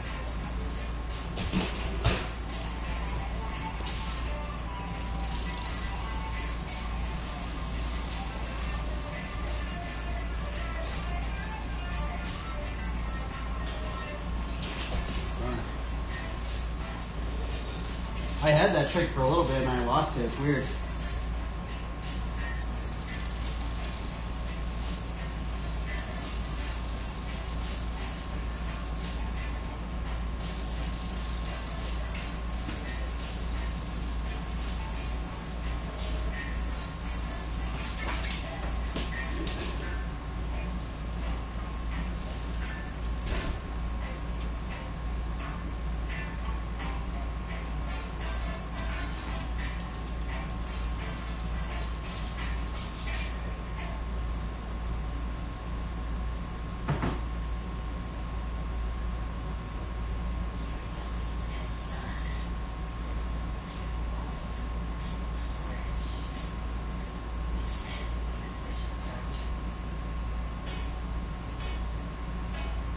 Are you talking about for the elbow glide? Are you talking about for this trick?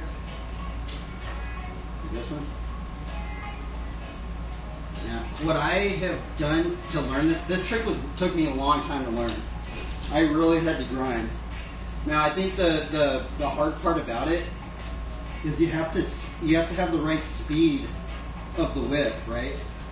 You might be pushing the whip too hard. You might be kicking the whip too hard, because this is what happens.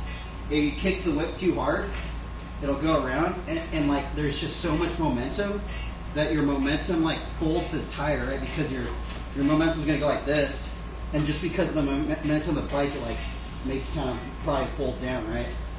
So what I try and do is I try and just be really, really gentle with it, right? Like try and do a really slow whip, like the slowest whip you can do. Just like a really, really slow whip, that's what it feels like. And then right when you lock it in, you want to push down like this. So that, well, that's how if you want to carve this way, right? Some people carve that way. Some people do carve this way. But how I'm doing is I'm carving it this way. So right when I catch it, I have to carve down like that. It's hard. I kind of like lost that trick though. Like I was getting into it. Like there was times when I kind of had it first tee a bit. I just haven't been working on them lately.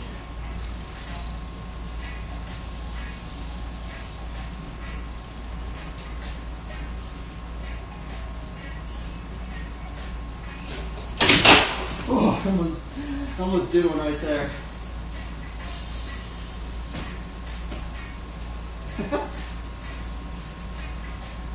Almost landed right there, man. Fuck. I think that's the trick you're talking about, right? The elbow glide. The other thing is some people do it differently too. Some people, I'm doing it from the whiplash, right? Because you can learn it this way too, right? So you know how like I'm doing it like this and I bring it all the way around like this? You can learn it this way too. You can learn it, just go up and go like this, right? The problem is like, it's kind of hard to do that and then turn this way. You can still turn that way. It's just harder. Whereas like if I'm like doing it like this, I can just push it, like it already makes me want to push down that way and it already makes me just kind of want to go in the circle. And that's why you see a lot of people that get into hitchhikers, they do that elbow glide because then they get into the hitchhiker like this and the hitchhiker's going in the circle. And then you can start juggling it.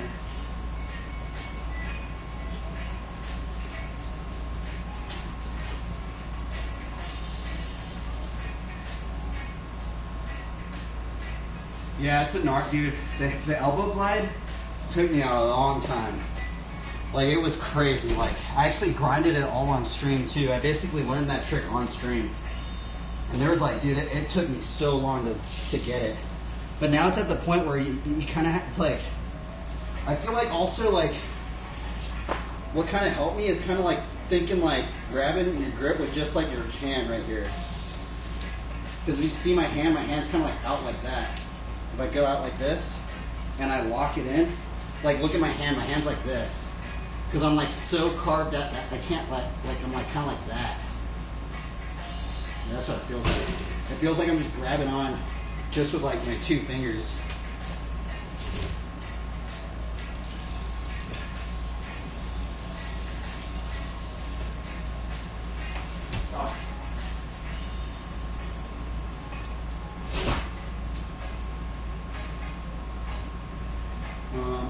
The other thing, I also learned the windshield wiper.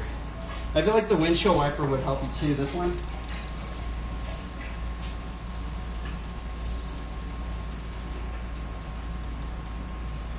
Like that one I think kind of helped me out a little bit.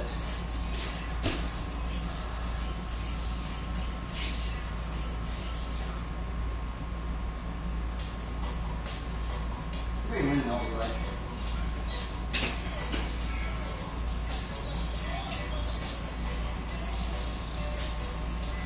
Oh yeah, the other thing that I did is I always come off on this point right here.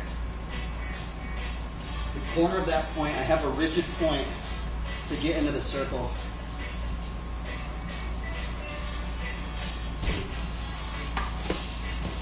And I try and do it at the same speed too. So like see I'm always starting right here. I always basically have one push off and then it's basically a consistent speed I'm getting into the elbow glide.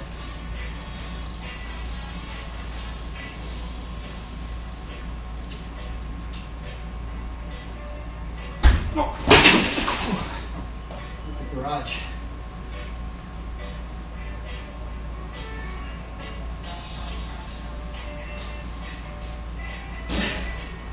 That's what happens too. Sometimes if you don't get the tight circle, you're gonna hit the garage.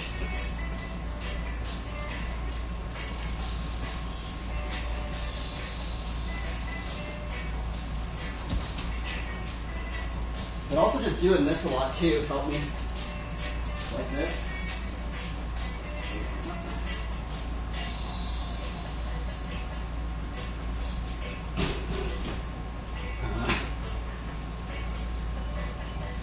I have heard having like a taller seat makes it a little easier.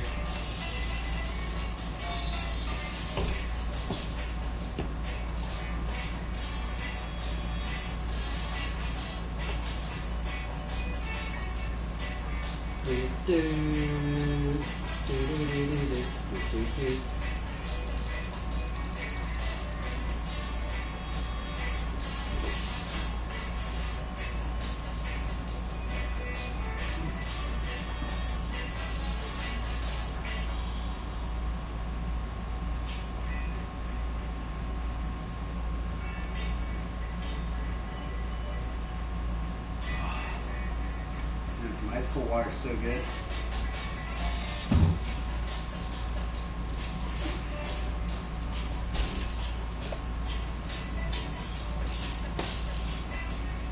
Let me get the side bag.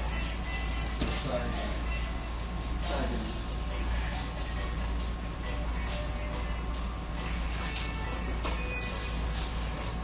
Oh, that's crazy. That trick is awesome, dude. I just don't know how to land it.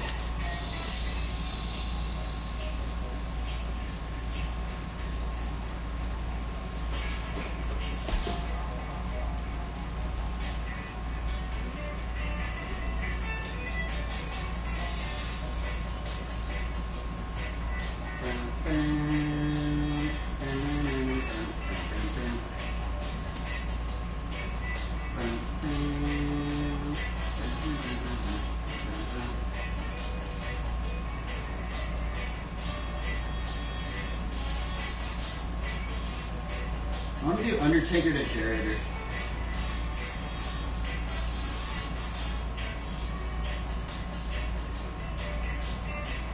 Oh, you have the balance? Yeah, the balance point going forward is weird. I feel like what helped me is like you just gotta like know the point and where you kind of like push this to wherever side you're turning to, right? Because there is a point, because this kind of like dictates like how to get into it, right? Because I feel like if you're too out like this, you end up just going into a fakie, right? But if you do it at the right point and you turn this with a little bit of momentum, it like instead of going fakie, you turn this a little bit and it like pushes you out that way. That's what it feels like. It's a weird trick.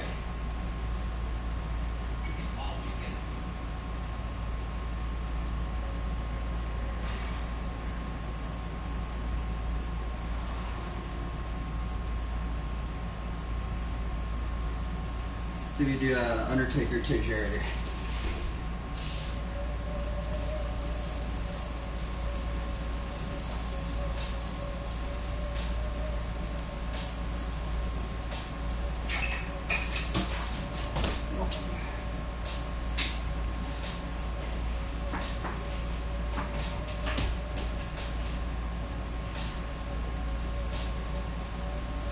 I might make a rule to where if I do a Generator, I have to do an Undertaker to get into it.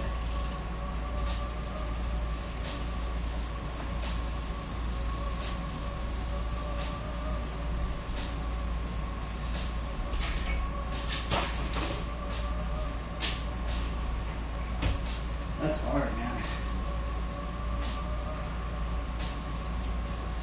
The other thing with the Undertaker is you kind of have to like adjust your brakes. You just have to have really, really good brakes. Like the Undertaker is definitely a bike mechanic trick. Because if your brakes aren't working very good, like you can really tell.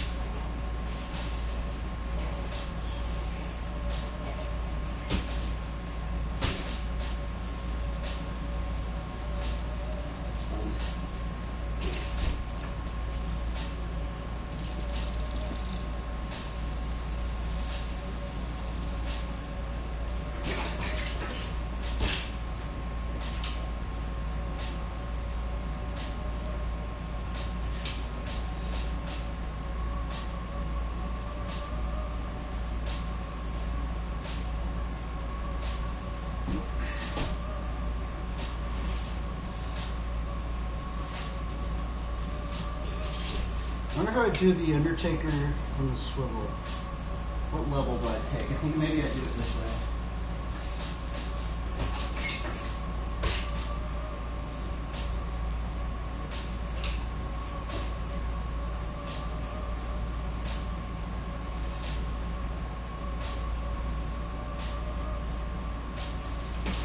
Oh, I almost did it right there.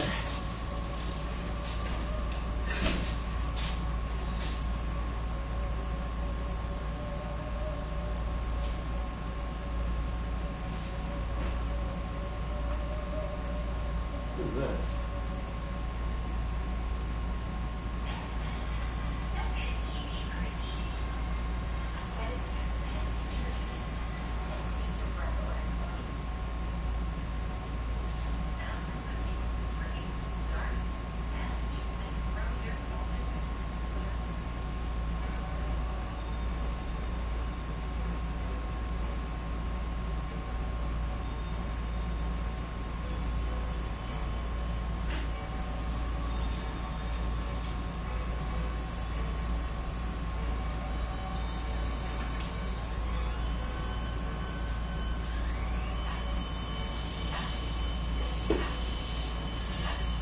Wait, maybe I have to do it the other way.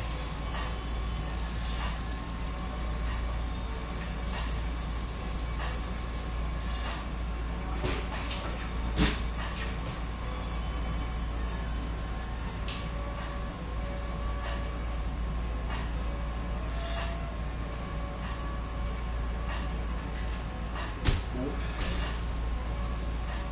Weird, like trying to time the swivel to the Undertaker.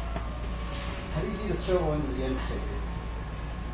Like, time it right.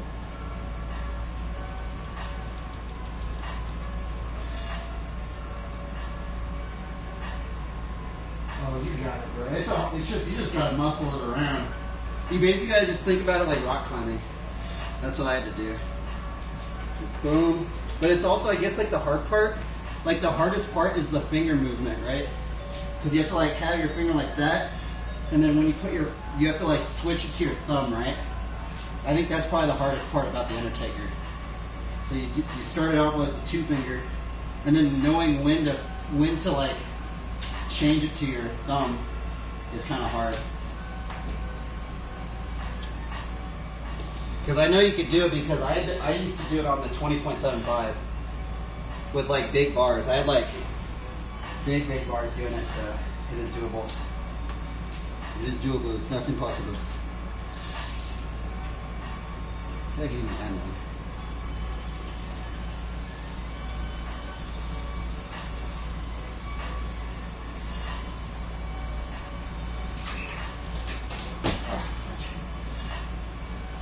What are you doing, song? This is not the song for Undertakers.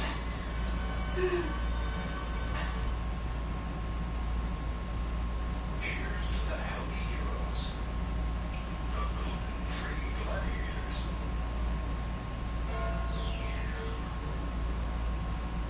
Do I think snakes are evil? I'm gonna be real, I don't like snakes. I don't like snakes, dude. I'm a snake hunter, actually.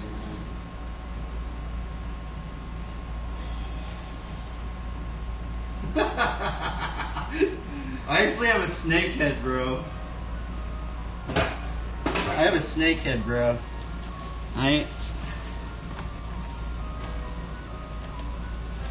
Okay, so the reason why I don't like snakes, I'm gonna be real, it's not just because I don't like snakes, but here's the thing. I do have a real snake head. I decapitated a snake before. But the thing is that I have a bunch of squirrels. I have a family of squirrels that live in my backyard, okay? And I like the squirrels, man. I am a squirrel protector and a rabbit protector. And I saw this snake, and the first thing that came to my mind, I was going to hurt the squirrels. So I basically went out and I hunted it down with a shovel, and I decapitated it. So yeah, this is I don't like snakes. But there is that verse that says we're supposed to be like And as wise as a serpent or something like that.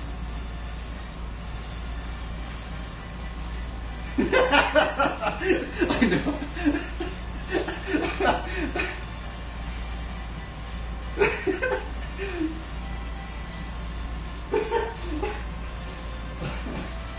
Well, that's probably really weird, huh? I'm serious, man. I freaking hunted that thing down with a shovel, dude.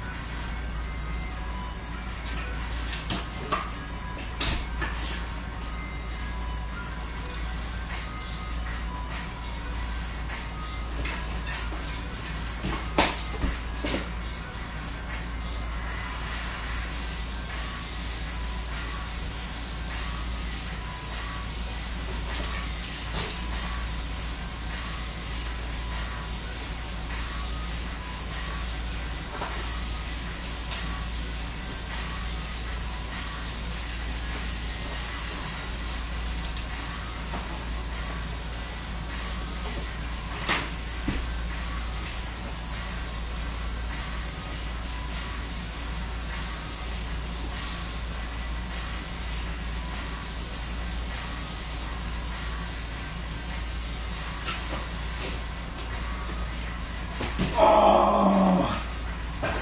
That was the first line of the day.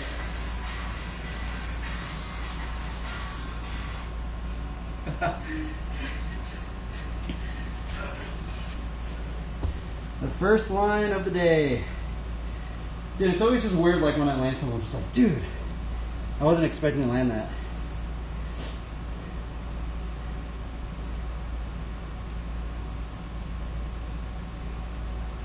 Yoo! Put another stream marker up on there. The stream info. The stream marker.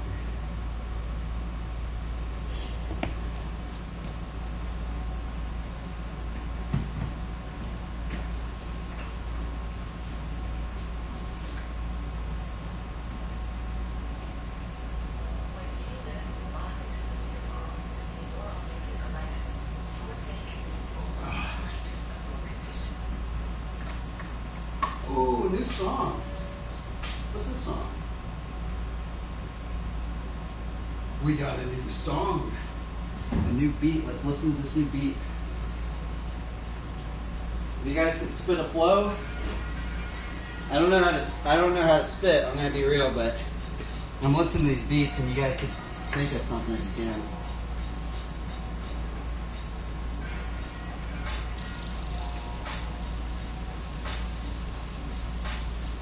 What was I gonna do?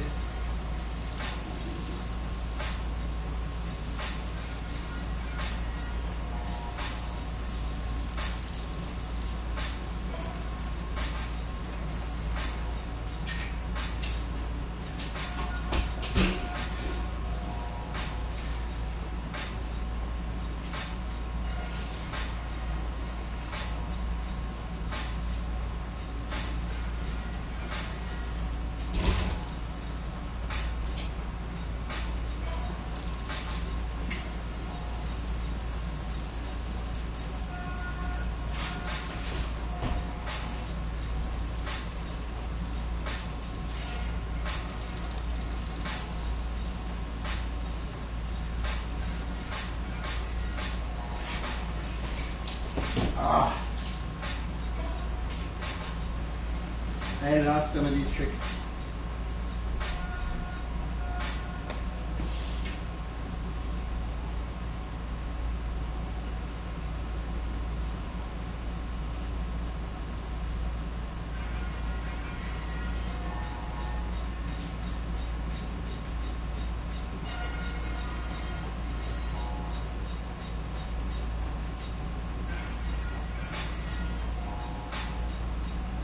Pretty cool beat, I dig it.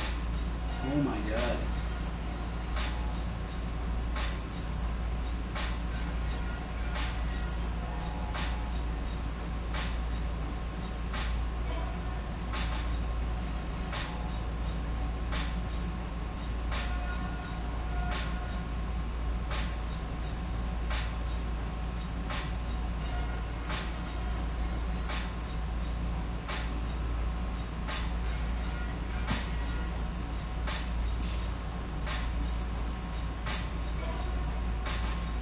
Oh, we'll save this one, I guess.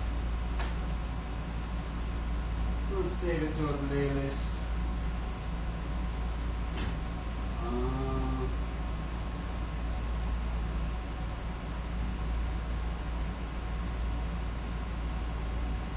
What about this one? Another new song, another new beat. A new beat. A new beat. I don't know what to do anyway. It's not, I guess not that new, but newer.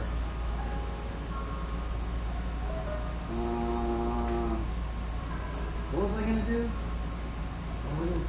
Oh yeah, that's what I was gonna do.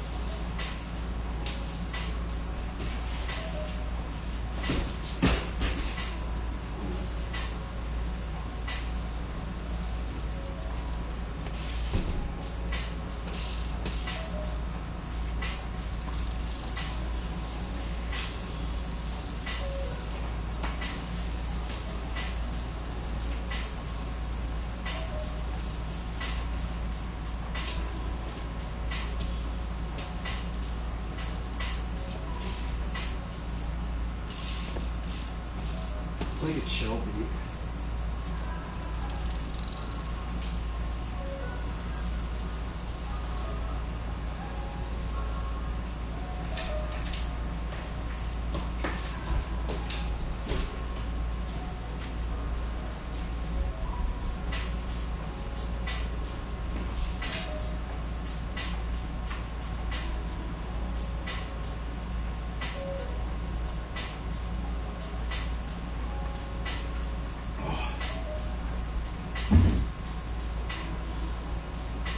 What is this? Huh.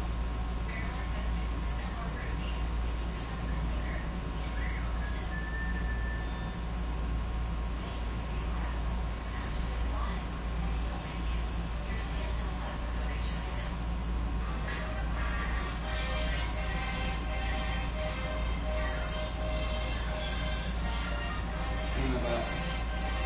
Let's listen to this beat. I don't know if I dig this.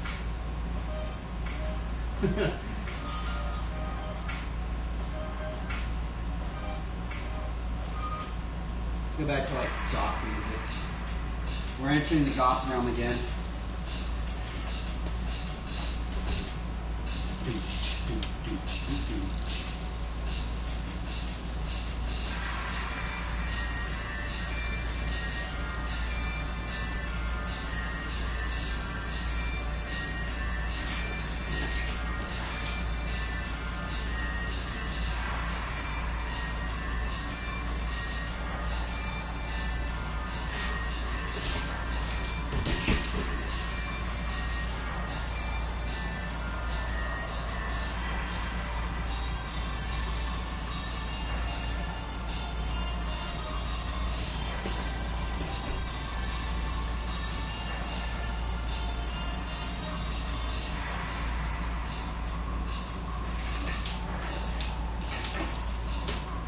Oh, let's stay right there.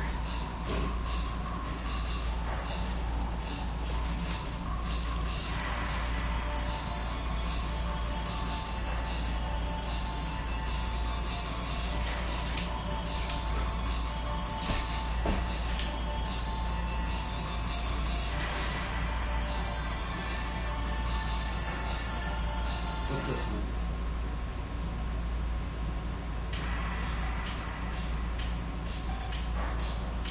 This song seems so weird.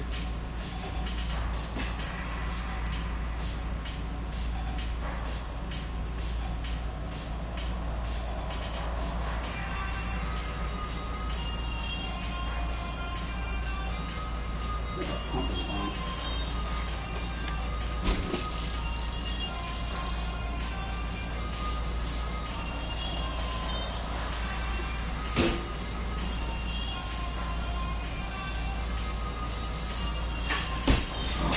I forget how to pump.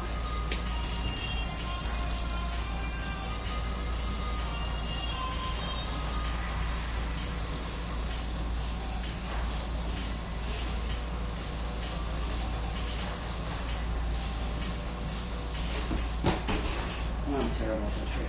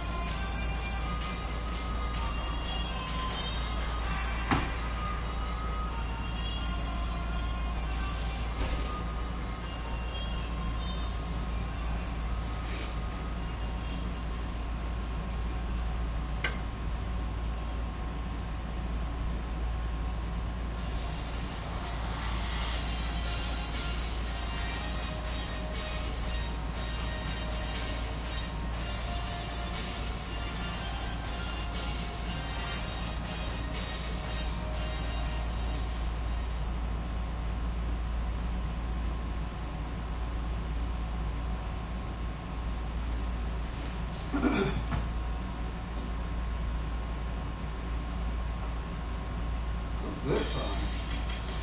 Oh my goodness, another goth song. We just entered into the goth realm. Goth realm. The Gothic. What was I doing? Oh, that's what it is.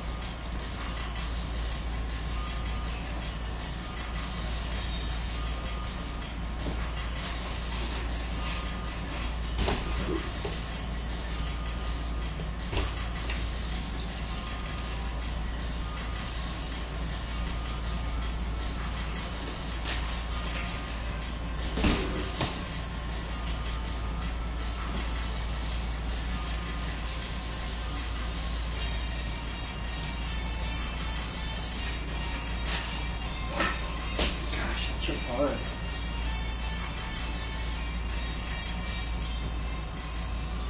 That's too uppity, huh?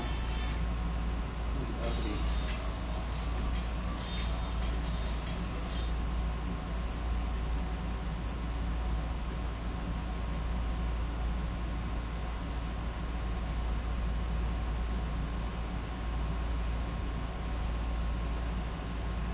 Oh, what's this? What song is this? I haven't heard this song.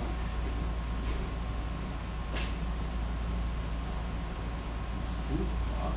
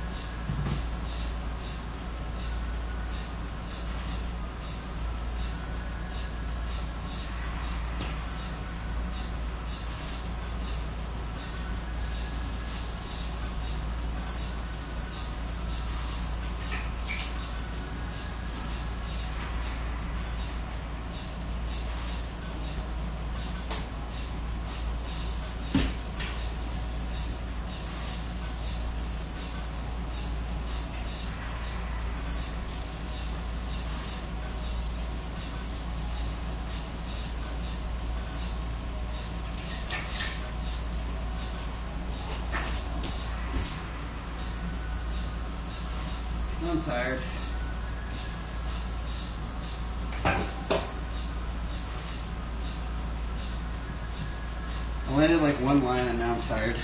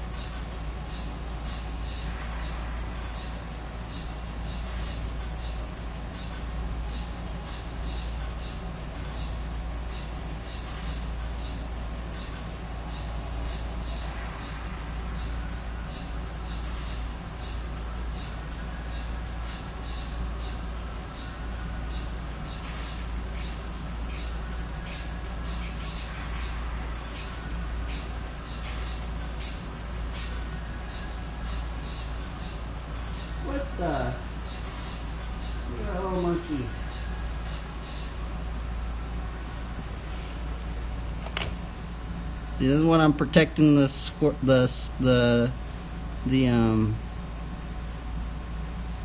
I'm protecting the squirrels from the snakes.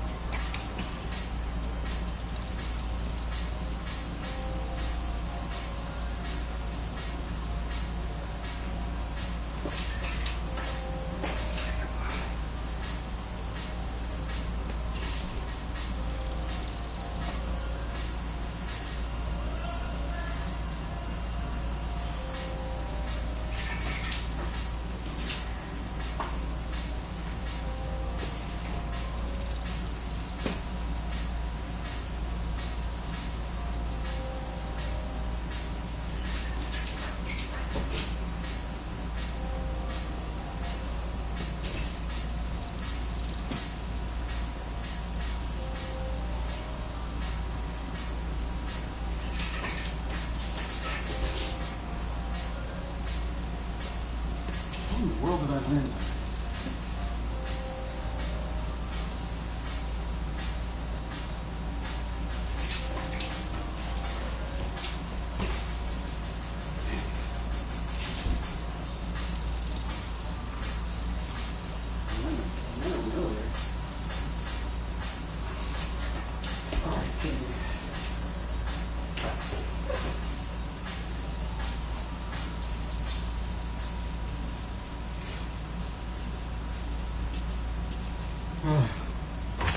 plenty of food there.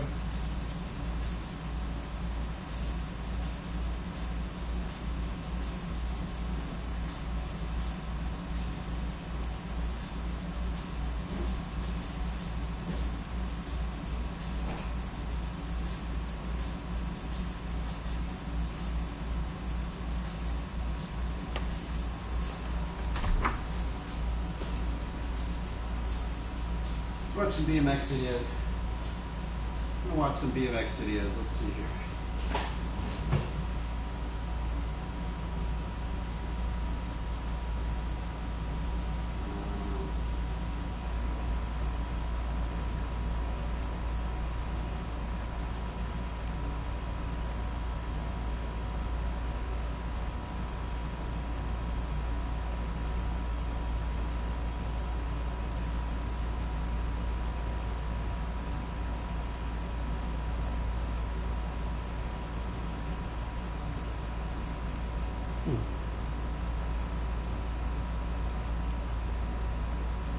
Interesting. Your praise will always be on my lips. Psalms 34, 1 through 3. Psalms 34. I know I have that underlined. Let's see.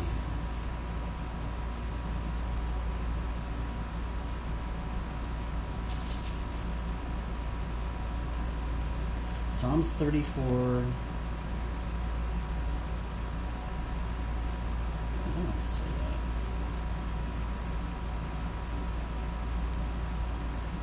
One through 3. I will bless the Lord at all times. His praise shall continually be in my mouth. Okay, I do have that one actually underlined.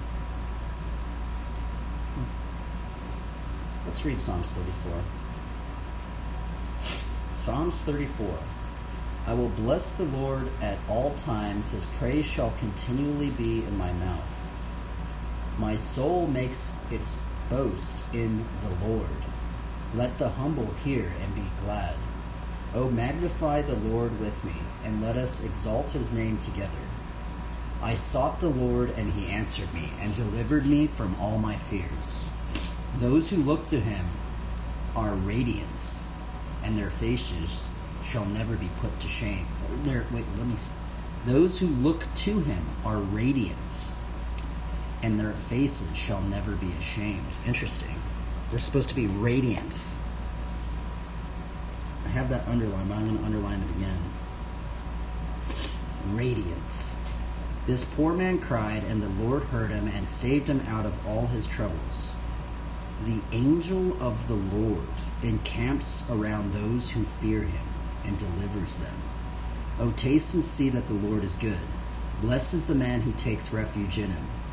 O fear the Lord, you his saints, for those who fear him have no lack. The young lions suffer want and hunger, but those who seek the Lord lack no good thing. Come, O children, listen to me. I will teach you the fear of the Lord.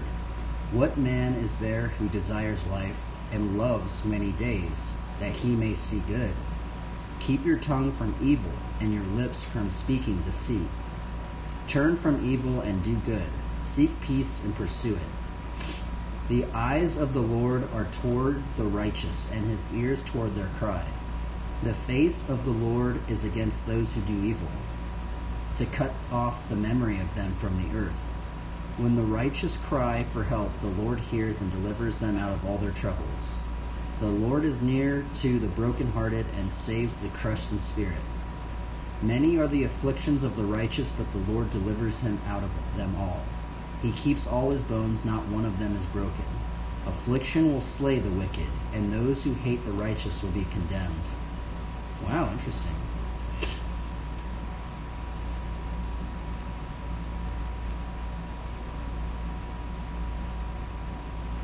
That's gnarly. The Lord redeems the life of his servants. None of those who take refuge in him will be condemned. Psalms 34. Wow, Psalms 34 gets kind of gnarly, actually, towards the end of it.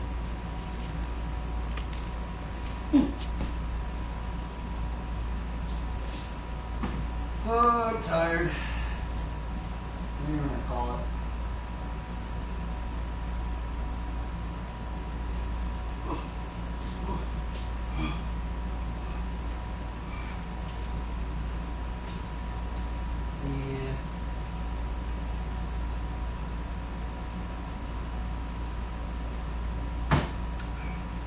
We'll end the stream here. Because we read some Psalms and stuff like that. I think we landed some stuff today. I think I got like 3 lines today. But farewell, everybody. I'm out of here. I'm tired. I'm tired today. I'm like kind of fatigued. See you. Peace.